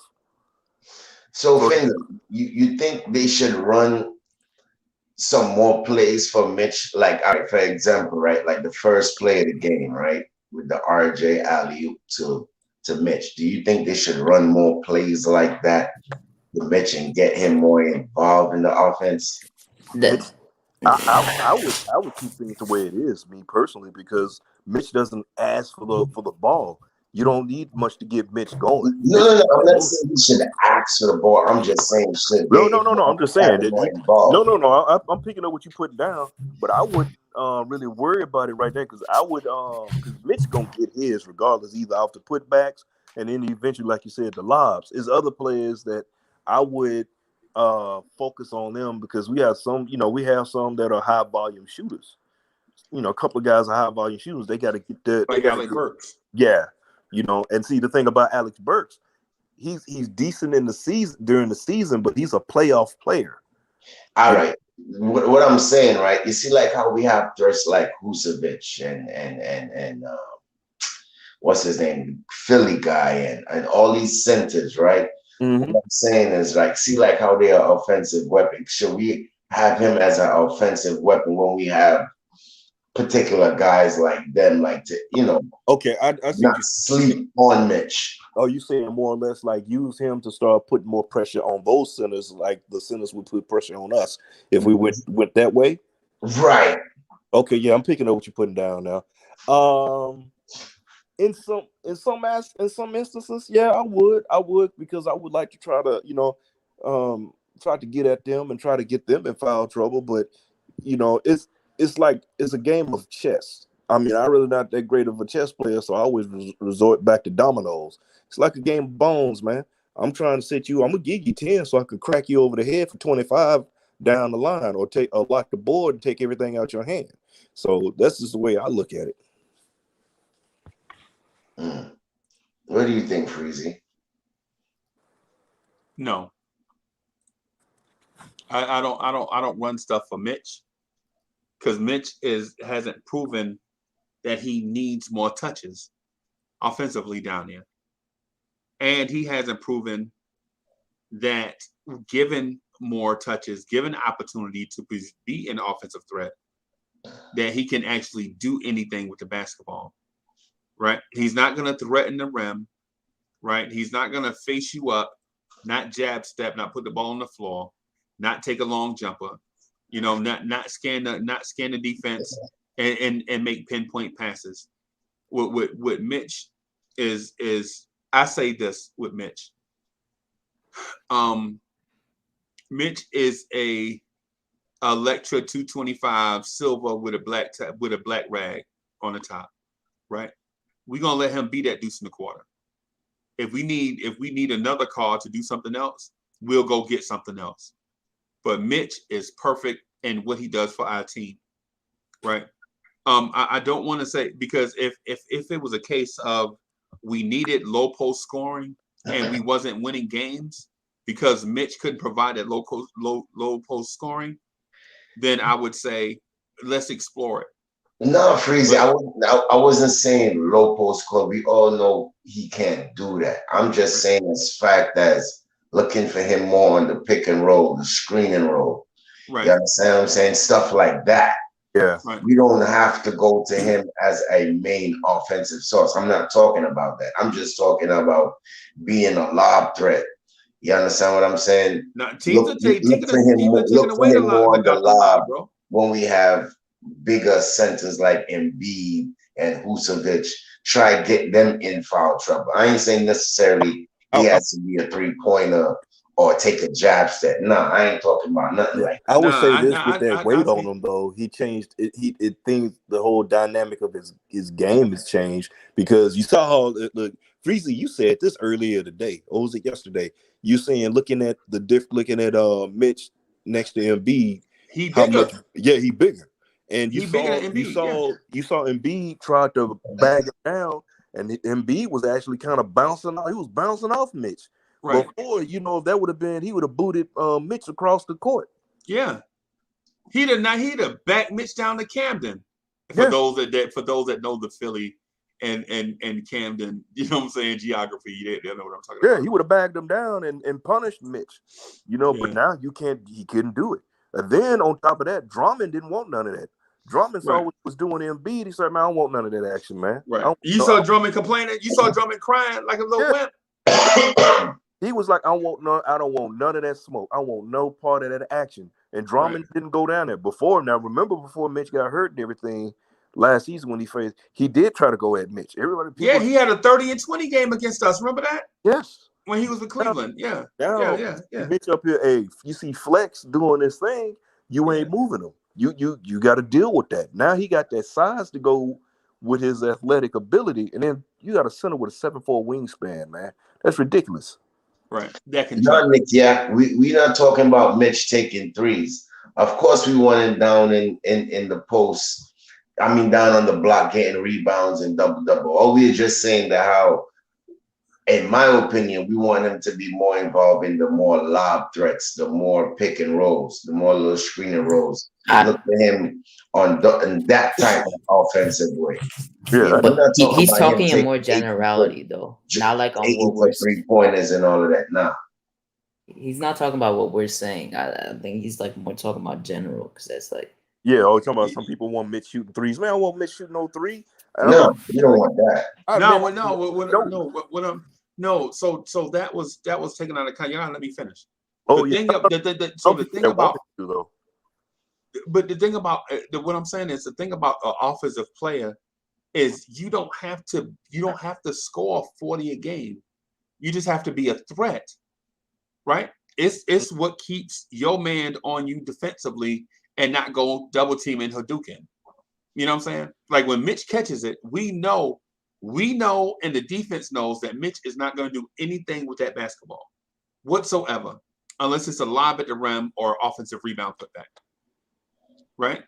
And so when you say, should we run more stuff for Mitch? We run actions for Mitch. It's just not open because teams know if you take away the lob, he ain't gonna do nothing else.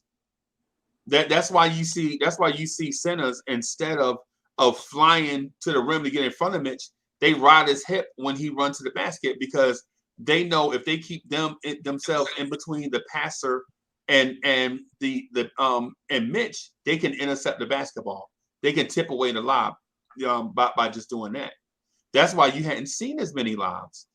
You know what I'm saying? Now, if you're talking about running a play with Mitch on the opposite side, where he screens for a guy and then reverse screens and come back to the rim as somebody penetrates from the other side, when the defensive center collapses, he can throw a lob over the top of the center for a lob to Mitch. That's the play that they ran with RJ Barrett. Right? But when you see it one time, that's it. When you see that play one time, you can't run it no more. Yeah. You know what I'm saying? It's like running the flea flicker. Once they run the flea flicker one time in a game, ain't nobody running the flea flicker 3 or 4 times a game. I'll say this though, Mitch. If you notice, Mitch is actually he has more power moves now. Yeah, he's scoring more of a powering up. I mean, before you wouldn't, he couldn't go straight back up like that and then use his speed, but now you're seeing he's using straight muscle on it. Yeah.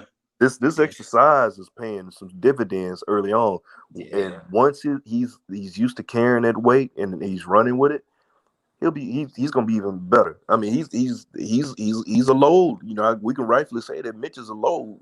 Yeah, man. I agree with you. Yo, this I'm just reading. Julius Randle.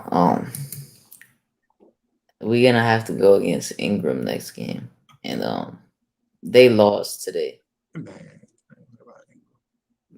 Yeah, they lost today. Who lost today? New Orleans Pelicans. Who they played?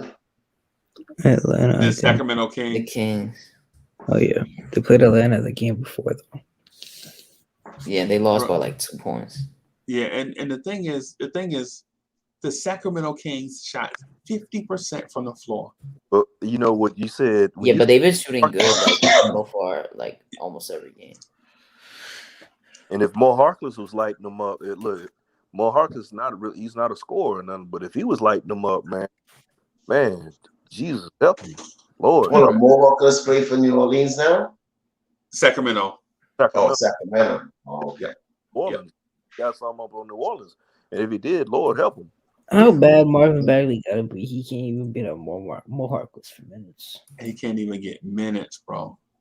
This thing is they need to No, it makes no sense why he can't play minutes. They're just doing him dirty now. Yeah, but they should have been traded him. Yeah, they never wanted to be there. Yeah, they doing him dirty. They're doing him dirty. And before we made our moves, I was like, well, that's a possibility. But it was his injuries too. His injuries concerned. But I mean, Sacramento, man, it's just they. He just needs to get an OKC. Yeah, it's Sacramento, bro. Well, see, crazy. Is that the 6'9" wing that we're looking for? No. Earlier, remember what I was saying earlier today, real quick, when we were talking about how when it came down to respect and how they make it seem like we're so bad, but then you got like the Kings. Since after Weber, the time with Weber, what have they done? Nothing. What has they done before when it was the Kansas City Kings? Yeah, I mean when it was the Rochester Royals, they've always been trash. Mike Bibby was nice. Yeah, Mike Bibby was nice, bro. Mike Bibby was nice. Mike Bibby is about 250. Have y'all seen him? Yeah, I seen him. He's like a bodybuilding. Yo, Valanciunas has been dropping 20 and 20 like every game I've been watching. This dude just been dropping 20 and 20. I'm not gonna lie though, Valanciunas is perfect for being next to Zion when Zion comes back because he spreads the floor. compared to Steven Adams. Mitch He's gonna give Mitch a problem. He's gonna give Mitch a little do him problem. tomorrow, bro. Or today. Pause. Yeah. Pause. You talking about Valanciunas? Yeah. Yeah. I mean, Valanciunas, he's a rebounding machine, man. He likes to bang down low. So against small ball lineups, yeah. We don't have as many people hitting that like button, man. Hit that like button. We should have disrespectful. Yeah, smash that like button. Hit that like button, man. We should have way more than what's on there. Yeah, man. Y'all smash that like button, bro. Get them likes up. Salute your boy Uncle Freezy. So yeah, salute the family, y'all. I'm just hoping Graham doesn't go off against us because he likes going off against us. Are we playing at the Garden? No, we're in all Smoothie King. We in the what do they call them? The number 7 combo, extra fried. What's the name of the center? The Smoothie Center. Okay. Wait, there's a Smoothie Center? The Smoothie King, Smoothie King or something? Isn't that the Kings Arena? No. You're crazy, bro. These man, Phoenix play in a place called Footprint Arena. Yeah, no, I don't. These teams are broke, bro. These teams are like slapping any. I heard the Kings are sponsored by Haduka Sharon's No Life Pod. Yeah, the Kings are sponsored by Blorangetears. Bro, I saw someone before trying to say that the TD Garden, like the Celtics Garden, was the only real garden in the NBA. What? Oh my goodness! I've seen other people say that too, bro. That was like the dumbest thing I think. Man, what are they on? Dope or dog food? Both. Bro, like I don't even know what people be saying. Yeah. So all right. So let me get to the elephant in the room, and we can wrap up on this conversation here, right? So I want to get into get on the elephant in the room. What is that? I'm starting to believe that Obi Toppin is a bust. Wait, what? You're about to have G-Man. I don't know why you said this when G-Man's not here, bro. Bro, listen, it's gonna wake up. G-Man's gonna wake up. You know, you hear. Bro, he's gonna have nightmares with this one. You know what's funny? G-Man left. I didn't even notice when he disappeared, bro. Yeah, he took the old man. He was like, I don't know how you didn't notice. He talks like 70% of the time. He talks. Literally talk like 70% of the time. I swear I didn't notice, bro. Yeah. So here's the thing. Here's the thing why I'm starting to think Obi is a bust, bro. Look, look. I'm gonna just say this real quick, Freezy. You saying you talking bad about Obi? G-Man's gonna be like Freddy Krueger in your dreams tonight. For real. My trade still stands with me wanting to trade Obi for Cam Reddish. Yeah, but so the thing is though. I mean, but Atlanta has want to have to do that too. You know what I'm saying? Yeah, no, I'm not saying about now. Like that's it. It's not happening. He's actually like playing good now. Yeah. When his stock was low. I literally said that he was gonna actually like do good this year, but everyone was like saying he should. I mean, he's still shooting like sometimes he's shooting bad, but he's doing good off the bench for them. Man, listen. Have y'all seen Obi's numbers? No, but he's shooting good. I know from the field. He's averaging more points. He's rebounding more.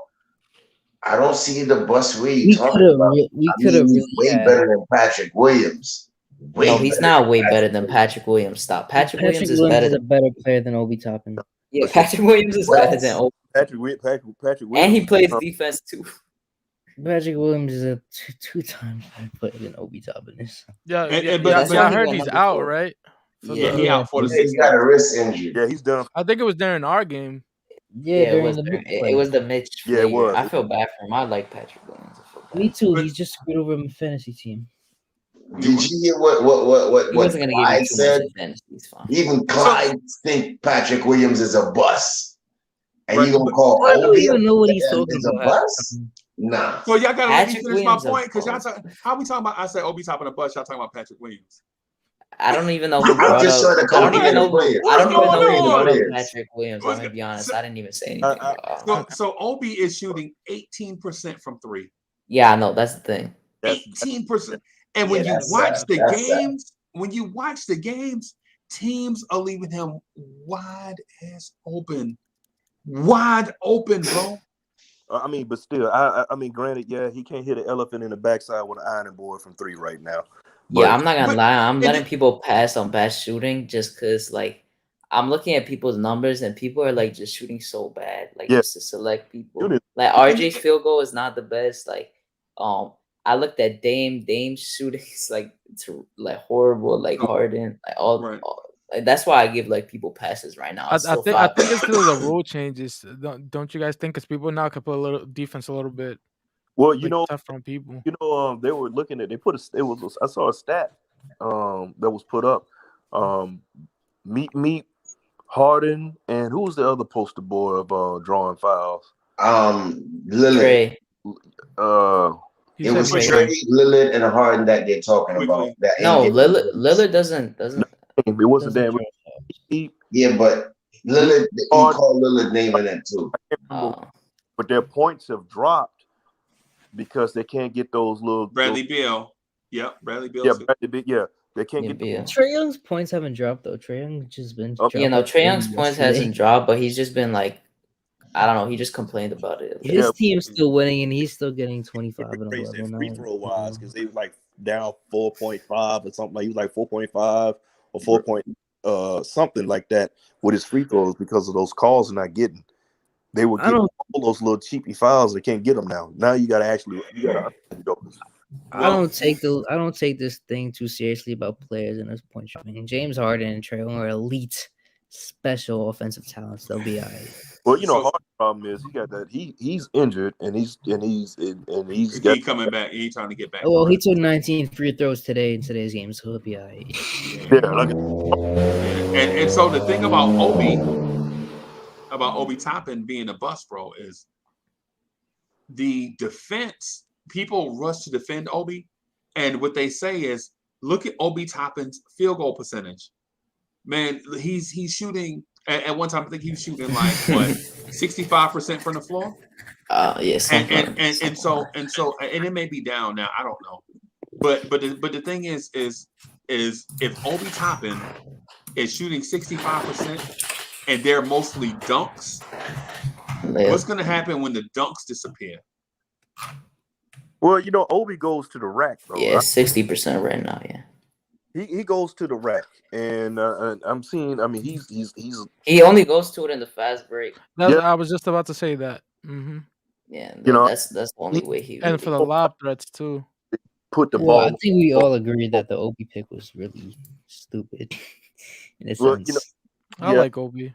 I mean, I like Obi, and the thing about it is, Obi was brought in. I mean, that's Leon Rose. That was a Leon Rose pick for one, but two, we didn't expect Randall to do what he's doing, to blow up the way he did. Because I still think that they drafted him to be a pro NBA ready prospect, and he's far from NBA. Right. me and Raphael. And then if you look back at it, right, they overdrafted him quickly, but that's all right.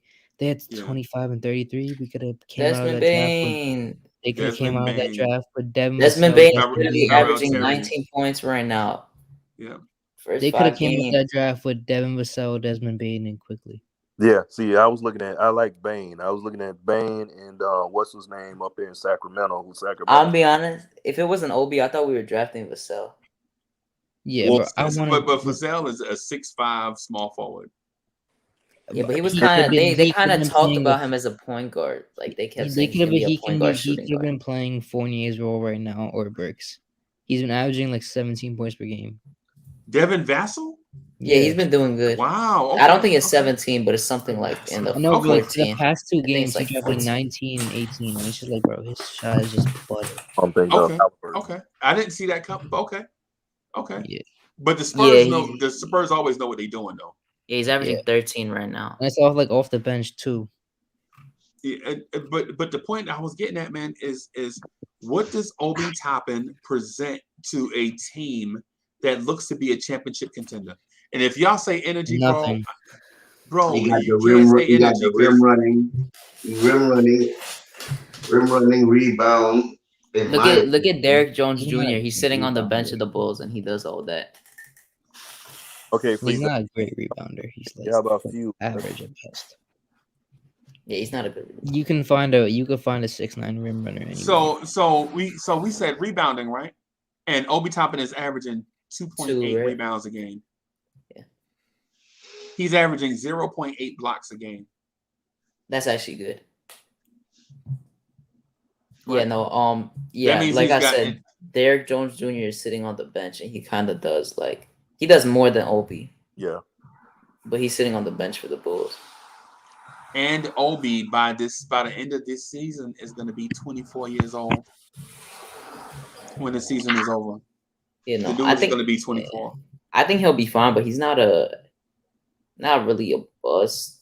I wouldn't label him bust, too much yo. of a bust. BUST, bro. I can't call him a bust. I don't think he's a bust. Yeah, I disagree, Freezy. I disagree with you on that one. But y'all had to but Soulfinger, y'all disagree, right? Make the argument for him being a good player. What makes him a great player? I didn't just because if you're not say he was great. Doesn't mean you're not a good player. We didn't say he was great. He's a good role player for right decent. now. But in what role? He's gonna be a bust for his draft status. That's what I'll say. He's gonna be a bust for his. Me and Ethan agree. No, I agree with that too. He's gonna be a bust because he was told to be NBA ready, but I think he'll be decent. Yeah, he'll be decent. And see, the thing is, again, you have the media, the talking heads talking out the side of their neck, putting all this. Because if I know it was down to between Cleveland was looking at Obi as well, but they went with Okoro. So I mean, anything could have changed if Cleveland would have got him. That would have been a pick that he would have fit in with them. They young or whatever else. Let's put butts in seats because he's and us getting Okoro would have been the best thing to happen to us in that draft. Well, yeah, in my opinion, because it was coming down. I was looking at Okoro or Bain or Halliburton. Yeah, I thought they were gonna get Obi. I wanted Halliburton so bad that draft. I thought Halliburton was a great prospect. I don't. People were talking about that draft about his shooting or whatever, his form. I was like, is it going in? Like, I don't. Yeah, I didn't want him, so I don't really care about it still. Yeah. But it's also because I didn't really look into him, so I didn't. Yeah, I think Tyrese Halliburton is in a perfect situation for himself. He's in an up-tempo system where he can guard dudes. He can just pick up anybody in transition, play defense, and in an up and down pace, he can put up points. And people that love box scores, they won't look at the pace of play. They'll look at the box score and say, oh, he had 17 points. Well, they won't even look at, both teams took 113 shots. In the Knicks game, we'd probably take 90, 94, 95, maybe, right? The Kings are going to take 110. They'll take 15 more shots, right? But they won't look at that. They won't look at it. But Uncle Freezy, he had 5 rebounds, of course, because the other team took more shots and had more misses. There are more opportunity for rebounds, more opportunity for assists because of the pace of play. Can Tyrese Halliburton stand up in this grinded out defense that Tom Thibodeau runs on teams on a nightly basis? I think he could. At 6'4", 175, I don't think so. I think he could, really. His hands are just so he would do better than Kemba. Yeah, I can tell you that. I mean, I don't know what we're asking for him. Like you're not asking a point guard to be a lockdown defender. Bro, they have so much faith in him that in the very next draft they took Davion Mitchell. Yeah, I still don't think that's one. Well, but the thing is, you're talking about Sacramento. So, Sacramento. Yeah, you're talking about Sacramento. If they moving off of anybody there, it'll be De'Aaron Fox. Even though I don't think that he's being traded. I don't think he's going to be traded. But if the first person that's going to be traded, the fit that makes the most sense would be Fox to be traded because Halliburton and Mitchell fit better than any one of them with Fox.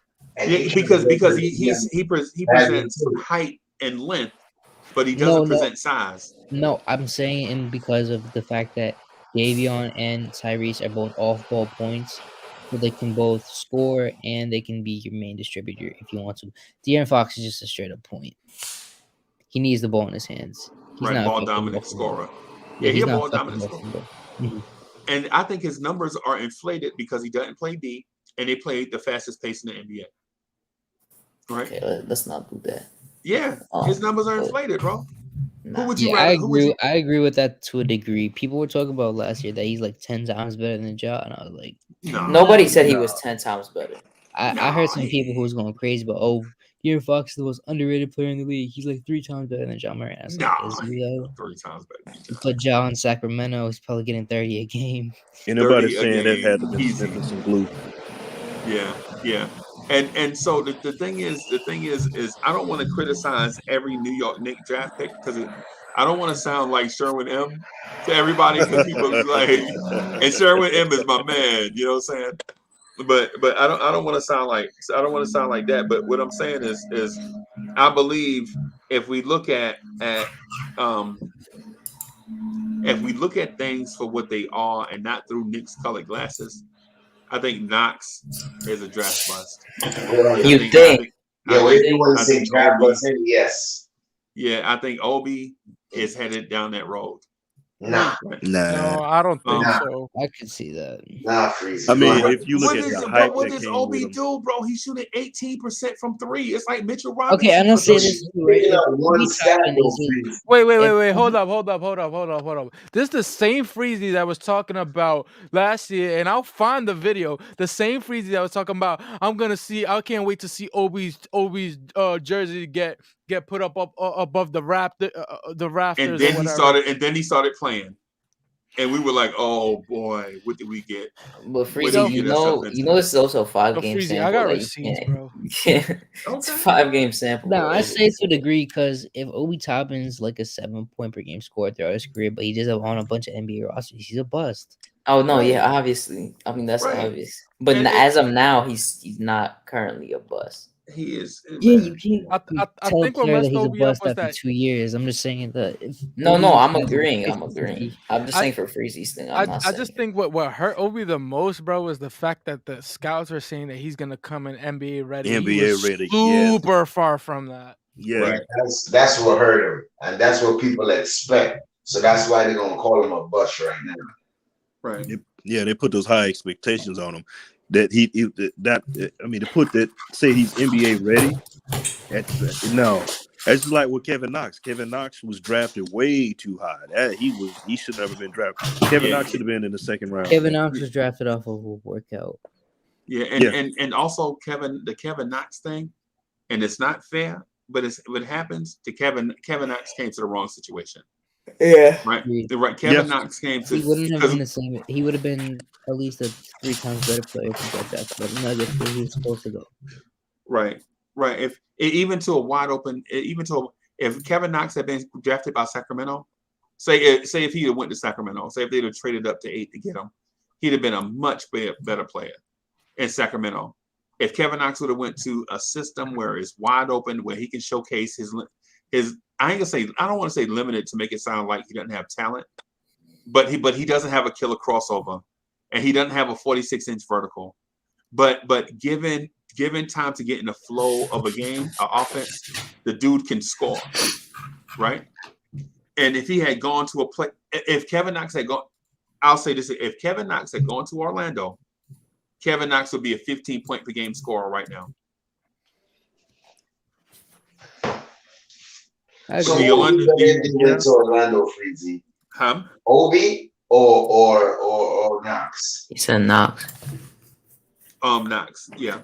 I agree with that to an extent. So and what has happened over time, the Orlando Magic proven if they get a young raw wing, they will develop that person into a player.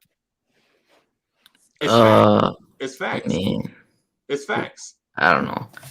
But I can say that Knox, if he went to OKC, he would. Yeah, I agree with you on that. If he went to OKC, all of them up so much. Right. He would easily average about that. Probably. Right, but and my thing is with Obi, we make 1,000 excuses for Obi, bro. And the dude is 6'9", getting all these minutes and he's getting less than 3 rebounds a game. He's shooting terribly from 3 in a 3-point era, where dudes his size and bigger are knocking. Did y'all see Vucevic the other night against us? Yeah, he was wet. He's been doing that, right? But yeah, that's always been. What's his career average? Obi, because he trash, bro. Does that even from really three, matter? I'm talking about from three. I mean, he just 27% or something. Yeah, I don't even think you want to know that because it's been 5 games and he shot. Yeah, and this is his second year. Why are we doing this to the kid? Bro, you said Patrick Williams was a bust, and Patrick Williams is 3 years into. Right? You can't say that. Yeah, Patrick Williams is raw, bro.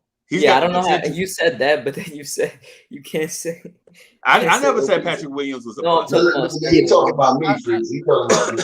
Patrick Williams is three times of a better player than Obi Toppin. And he's 3 years, 4 years younger. I just think this debate isn't fair because it's just too early to say he's a bust. Can we just let it simmer before we like call him a bust? Nah, bro, he's a bust. Right, because we did the same thing with Frank. People were like, man, it's year one, man. Why are we saying Frank is a bust? I'm gonna be honest. I never saw what Frank gave us in any of the years he was here. To be honest, at least with Obi, I see. I'm you seeing can see something from Obi, but bro, Frank was brought in to be part of the triangle, and exactly. He didn't fit. That's why he was drafted. He was brought. I mean, Phil wanted him to run the triangle. We went away when Phil got axed. They're looking at. I mean, you're looking at it, basically. You got Frank. If you got a dog and you got a dog, and how many puppies dogs normally have? 6, right? 6. So but if you got 7 puppies, somebody gonna be coming up short, and that's Frank.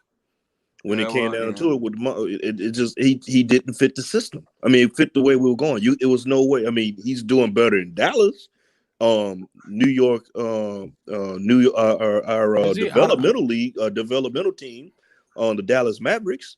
He may be doing something down there, but he just didn't fit the system of what we got going now. Bro, I'm gonna just say this about Obi, bro. Obi Toppin is 6 months older than Frank Ntilikina. Right? And we making excuses for Obi, bro. Obi has to show you a definitive skill, and he has not. Right? We keep saying, man, give Obi time. Give Obi time to do what? What is Obi Toppin? If somebody explained to me what Obi Toppin is, bro, I will get off this thing and give you the respect you deserve and co-sign what you said. But nobody can tell me what Obi Toppin is an NBA player without saying he an energy guy. He's tall. Ethan, what is Obi Toppin, bro? Is he a shot blocker? Is he a rebounder? Is he a post defender? Is he a wing defender? He doesn't fit any set of modern offense. Right. Unless someone that was drafted after him becomes a star, I really don't even care, to be honest. Halliburton was drafted after him, bro. That's why I didn't want him. So to me, it's not like I'm not mad. So I mean, I can understand if we would have got better than him after. Then if we would have gotten Baines, the way Desmond Baines shoots that rock, that I can see that. No, but you weren't picking him at 8, so it doesn't really. Yeah. Nah, but Duke, I'm gonna tell you what I said on leading up to the draft when we were doing this on Sportscaster. I said trade the 8 pick with the Celtics, move back, get 14, and the 2 picks they got in the 20s, right? And we could have drafted Desmond, and this is what I wanted. And I'm not gonna clean it up, right? What I wanted was Desmond Bain, Tyrell Terry, and Tyler Payne. Right. That's what I want. And at first, before Tyrell Terry, I was saying RJ Hampton. Yeah, right? I wanted RJ Hampton. So I was like, RJ Hampton, because people were like, well, why don't you take I already forgot who Tyler Bay was, to be honest. I don't even know if he plays. I think he's in Dallas. They might cut him. No, they cut Tyler Terry. Tyler Terry was in Dallas. Tyrell Terry? Yeah. He was in Dallas. He got waived. Yeah. But I don't know where Tyler Bay is. I haven't heard his name in a while. It's funny. Was that me? It's not me, right? What? My feedback? I don't hear it. I don't know. Yeah. So, but my point is I would rather have traded back and got 3 rookies, right? And if the Knicks really wanted Emmanuel Quickly that bad, they could have took Desmond Bain, Emmanuel Quickly, and Tyrell Terry. If they wanted Quickly that bad, They could have took quickly with one of those picks they got from the Celtics. Because the Knicks would have had 4 draft picks, right? They'd have had the late pick they got from the Clippers and the 3 late picks they got from the Celtics. And people were telling me this time last year, the Knicks will never draft 4 rookies. The Knicks will never draft 4 rookies. Surprise. Yeah, boy, that was a surprise because I was one of them said I can't see him do it too, and probably trade to get something else like a small that big small forward been asking for, big wing player or a point guard or something. Right. But they surprised us all. They used all those draft picks. I was like, all right, bet. All them guys, man, the draft wasn't deep with superstar players, but they were deep with role players. And guess what the Knicks did this year in the draft? Drafted 4 role-playing rookies. Mm-hmm. And I like one like project and one big project, which was Sims. And the player that we slept on last year, and that the Celtics took a chance on, it was 2 of them. It was a dude named Grant Rilla, right? A dude named Grant Rilla, a dude named Peyton Pritchard, who the Celtics have, and a point guard that the Toronto Raptors have right now named Malachi Flynn. Right, all these guys were ready. Right, we're right prime for the picking, and the Knicks could have took those guys and benched them and brought them along, and then played them guys using depth during the year. Now, I'm not saying that I dislike Obi Toppin or I dislike the pick, but what I'm saying is when the options are there for you to make certain risky, so to speak, moves. You have to at least look at it. The Knicks could have just gave the Celtics 8, and the Celtics would have took Onyeka Okongwu, right? That's who they would have took. We know that, right? The big man that the Hawks wound up taking, right? And we could have moved back and got 3 additional picks and got quality depth. Instead, we have Obi Toppin, and we don't even know what he is. And nobody can explain to me. I've been asking y'all for like 10 minutes. Somebody explain to me what Obi Toppin is. And nobody can explain to me what Obi Toppin is. And then when I say he's a bust, everybody's like, nah, he ain't a bust. But if he can't describe what he is, and he's not a bust, then what is he? Dude, what is Obi Toppin, bro? Yeah, I already told you. I don't know. I don't know what you want me to tell you. I don't know either. I don't know what you're looking for with that one, Freezy. Is he a shot blocker? He could be. He could be a potential shot blocker. He's been blocking shots. Is he a face-up 4? No. Is he a rebounder? Is he going to get you 6 rebounds, 7 rebounds a game? I think that's possible. I think that's absolutely possible. He can with effort, yeah. I mean, I think RJ was averaging like 6 rebounds, something like that.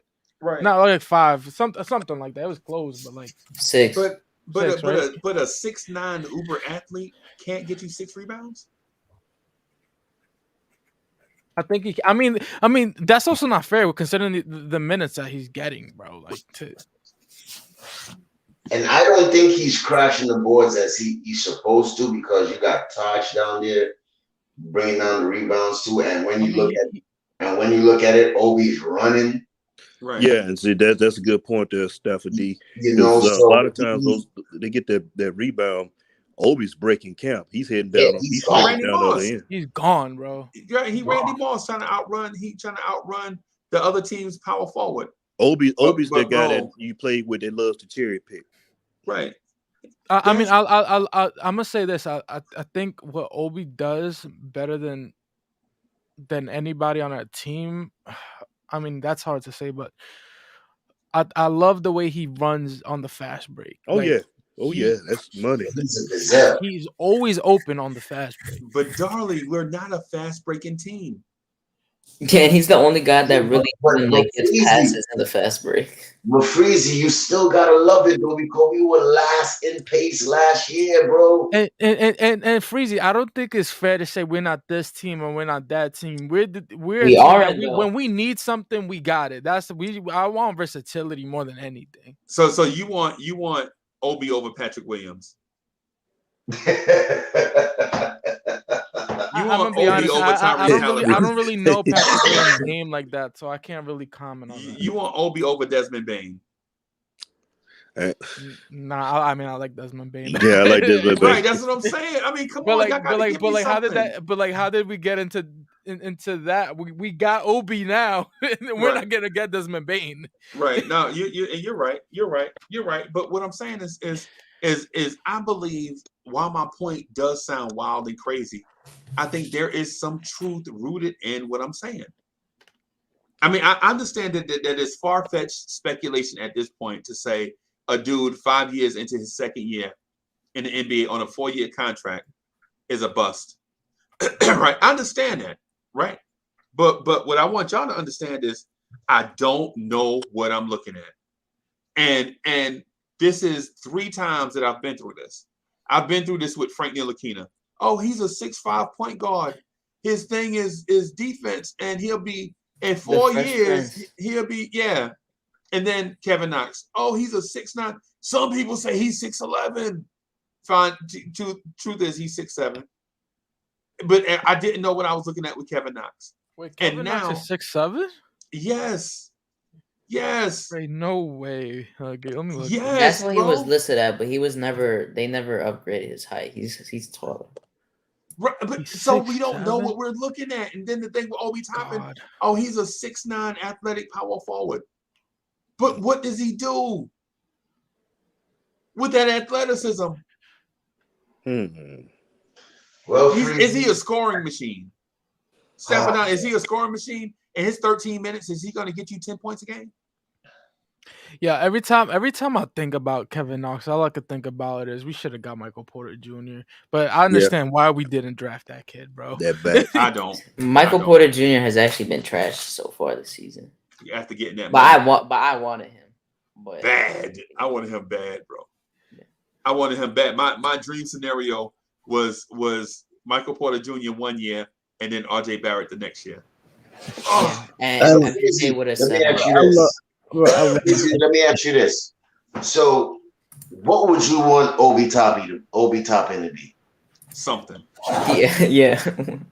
Anything. No, but what would you want him to be? Something. He got to show you something. I understand you want him to be something. But what is that something?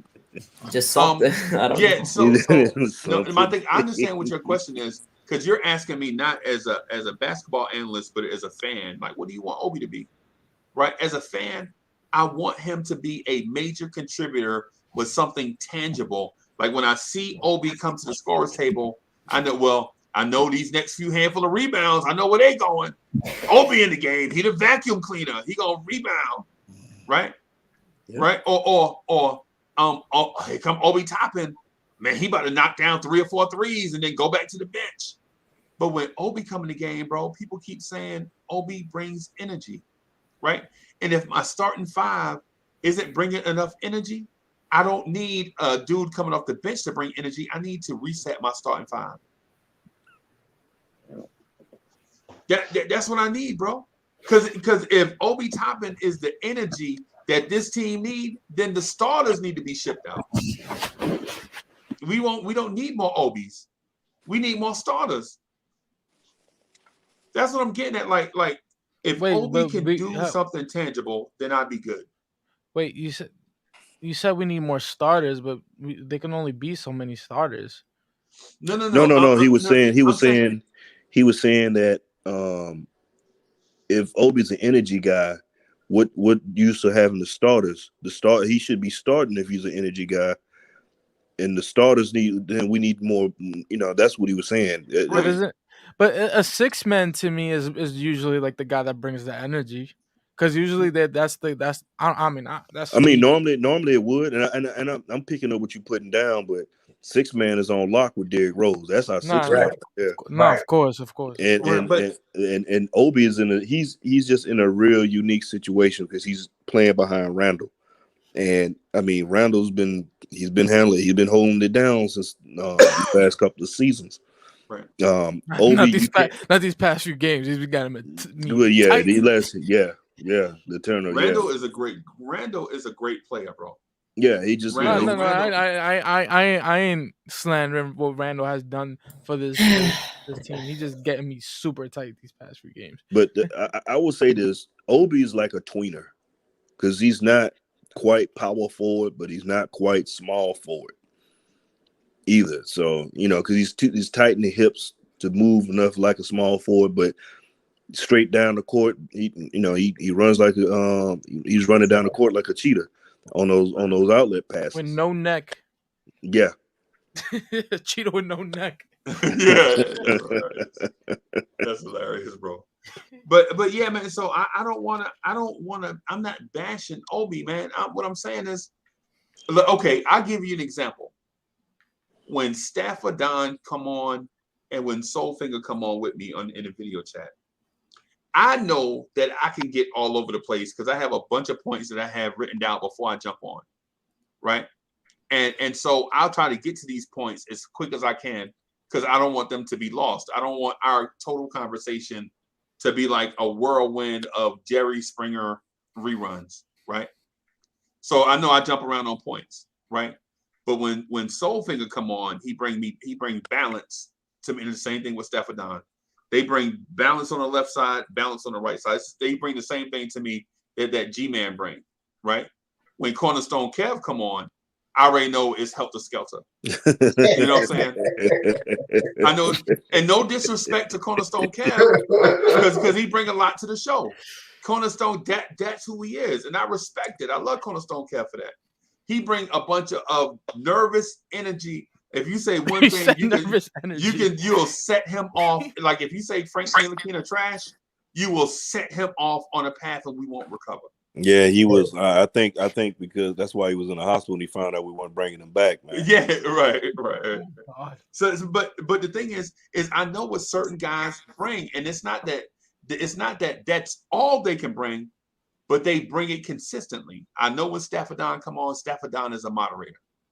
Right? I know Soulfinger is a moderator. I know Cornerstone Kev is a contributor. I never asked Cornerstone Kev to be a moderator because he's a contributor. You don't ask your cleanup man to bat third, right?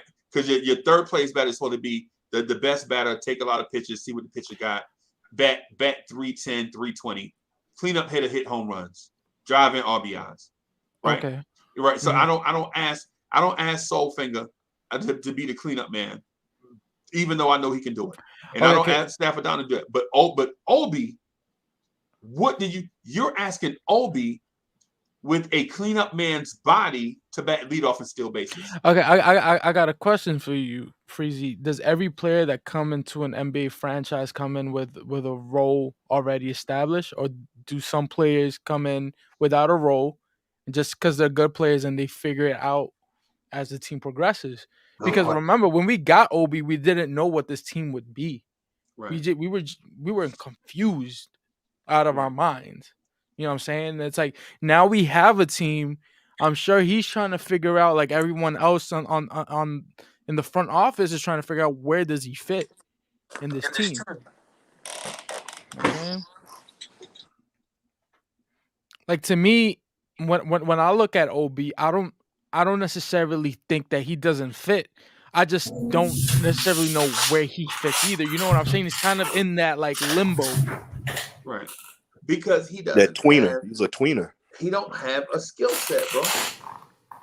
I remember when I said I mentioned that Obi Toppin. I think he does have a skill set. Running the fast break like he does that is a skill set. Being able to drive the way he does and like finish the way that he does with that explosiveness. Yeah, but this is going to be Hadoop Sharon's counter, right? We could always get a rim runner.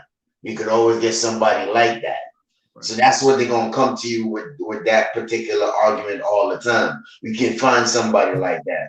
So basically, Freezy is saying what is his definite skill set that he's bringing to the team. Well, yeah, what are you going to do? So what is Obi going to do when the fast break ain't there? I mean, yeah. I mean that's a good point.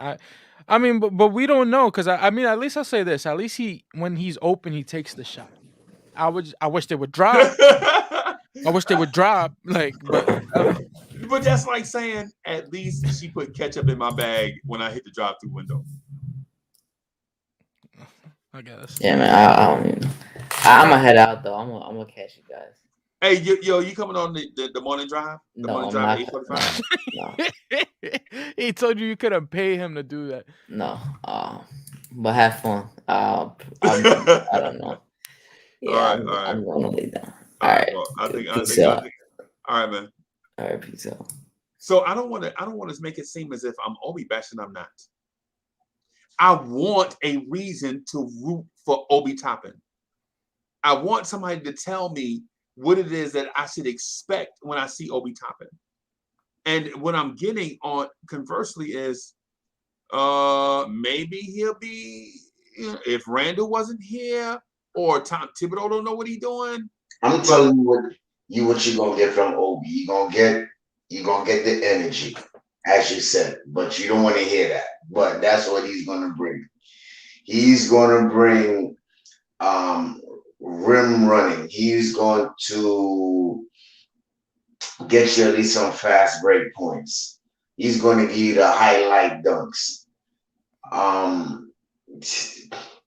don't know what else to say, Freezy. That's about it. I mean, you do got a good point, but that's, and then one occasions, bust 1 or 2 threes, but he needs to improve on his 3-point shot. He needs to crash the boards more. And I guess I don't know, Freezy. I mean, you got a good point, but I wouldn't say he's a bust, man. Freezy, I just feel like we should really touch upon this. I think it's just too early to call him a bust. I think we gotta wait till the end of the season, see what he turns out to be. If it doesn't turn out to be anything, I'll swallow my pride real quick and tell you, hey, he ain't anything to us. He's a bust. You feel me? I don't want Obi to be a bust, though, bro. Me neither. He's a Knick. At the end of the day, I'm rooting for the kid, bro. Right. Yeah, I don't think the thing is we drafted him, but he doesn't. His skill set really, truth be told, doesn't really fit the way this team works. Right. Excuse me. It really doesn't, but he's changing his game to fit, or he's trying to develop his game to fit what the way this team goes. That the fact that he's a rim runner, that's big because due to our pace that we ran, we were slow. But that was last season because we didn't have the guards to move the rock or push the pace. Right. That's that's been addressed. Okay. I think if Obi can hit his shot, his shot. If he can hit that shot consistently, then now his value to the team increases exponentially. Mm-hmm. The problem is the problem is he's shooting like what 19-20% from three. Yeah. So and the shot is given to him. Yeah, and they give it to him. Giving him that shot. So I'm not gonna. I'm not gonna call him a bust. I think he's still trying to, because he also had to find his own way too, because he got to the league. When he was in college, you can outrun everybody. A lot of those cats, you can outjump them. But now you got cats that's running just as fast as you, jumping at just as high, if not higher. Right. So now you got to learn. Now he's shown me some things. Now he put it on the floor. He had a move. He put it between his legs, hit him with a spin move, low, down in the paint, and slap the backboard. Scoring like that. So he has the ability and things to do it. It's just that I think he needs, and he's also getting more minutes. It's just that these last couple of games, he hadn't scored as much as he did when he had the 14-point game. Right. So it's just with Obi, it's gonna be more of a situational thing, because I do like our small ball lineup with Obi in the lineup, because he puts pressure on the defense, the other team's defense. Because we get a rebound, if Randall gets the rebound, or one of the guards get that rebound, Obi's gone. Gone like a gazelle. He's gone like that no-neck cheetah. Right. Yeah, they're but like listen, chess. so since the Celtics game, in the Celtics game, he got you 14 points, 5 rebounds. If that's what we get from Obi Toppin on a nightly basis, man, I would love it.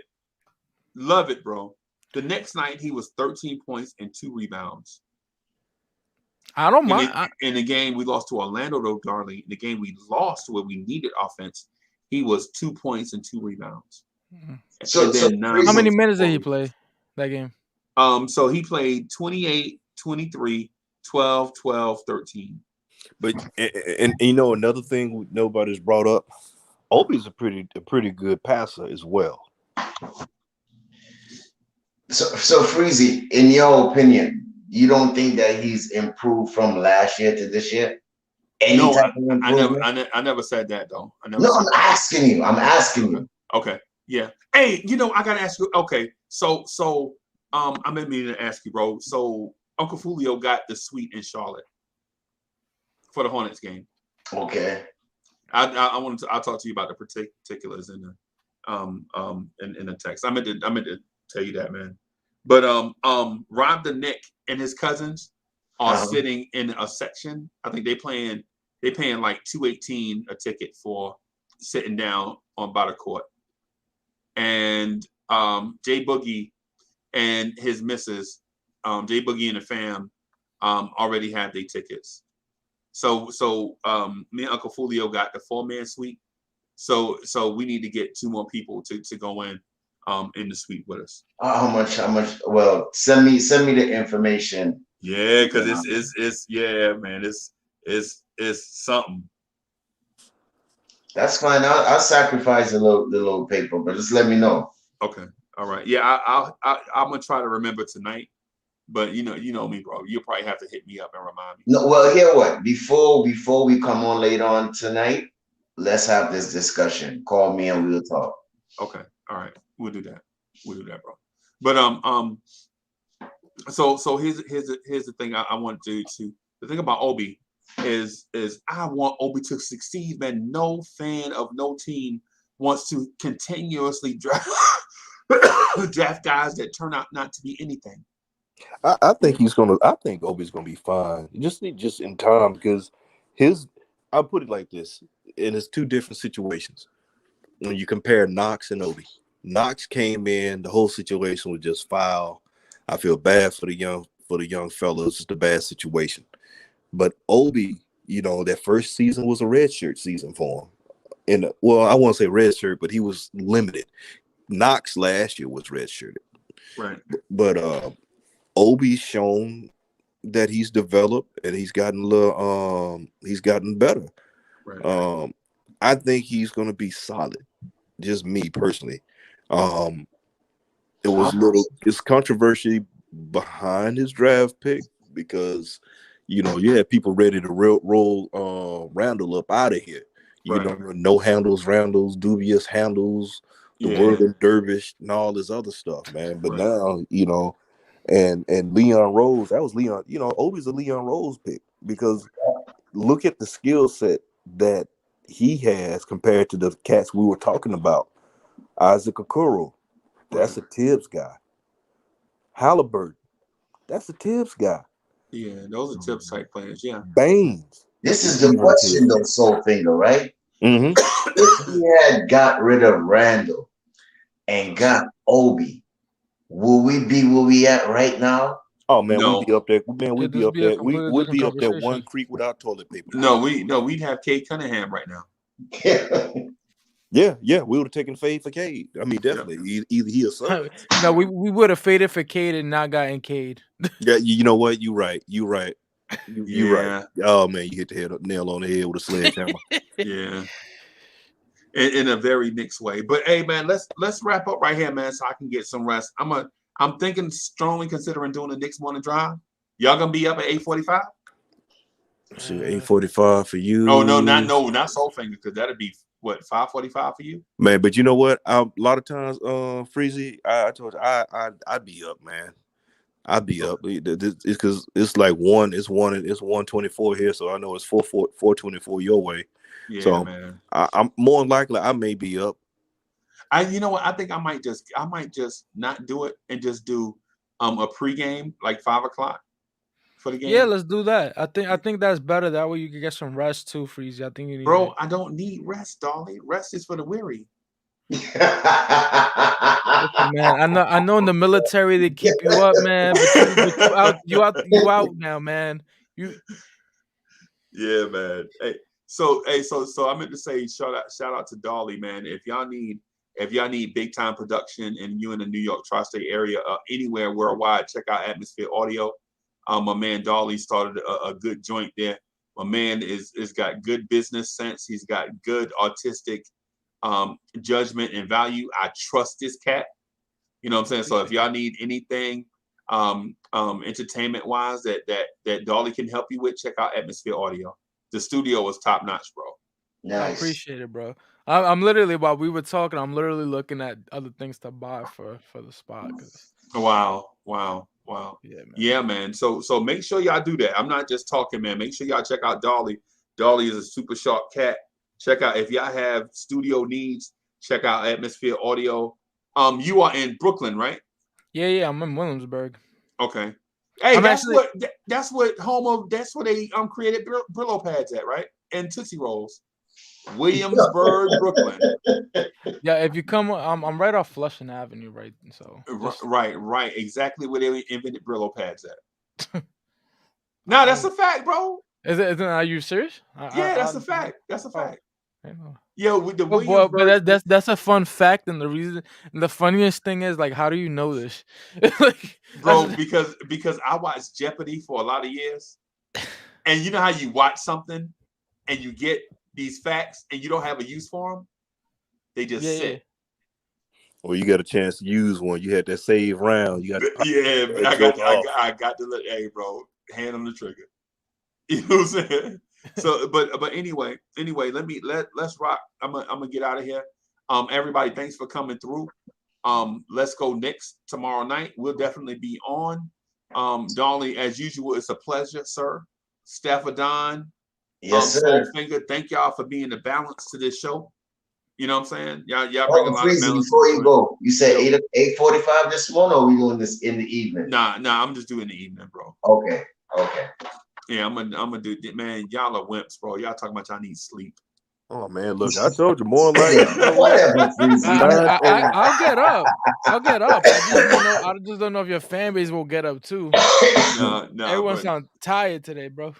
Nah, you know bro, what? Before you go freeze it, I'm joking, man. I was in the background watching you before I ever got on, and I remember you were on late like this, and then I went to sleep for I took one of my little patent power naps, and I woke up. And it was you will be on at 8:45 already. Man, you were back on. I was like, dang, did these cats ever sleep? Right. Yeah. I don't know what G-Man was up there with Red Bulls and Monster drinks. I'm like, oh yeah, they going in. Yeah, we love it, bro. We love it. Salute to my people in the chat too. I want to say this to y'all. Salute to my people in the chat. The thing that make this fun for me and to give me the energy and the motivation to do it is that we don't always agree, but y'all listen, right? And what that does is motivate me to listen to what y'all have to say as well. And I know y'all don't always get that on other joints, and I'm not calling nobody out, right? But I think that the thing is we have a balance of give and take that motivates us to stay together and rock this joint. So salute to y'all. We will holler at y'all probably tomorrow at 5. Or 5:30-ish, something like that. We'll be on in enough time to do a pregame and then do the watch along. Yes. You know what I'm saying? And then we'll rock from there. Staffordon, I'll let you know something sometime today at some point about the tickets, okay? All right, no problem. All right, y'all. Y'all be peaceful. Y'all get some rest.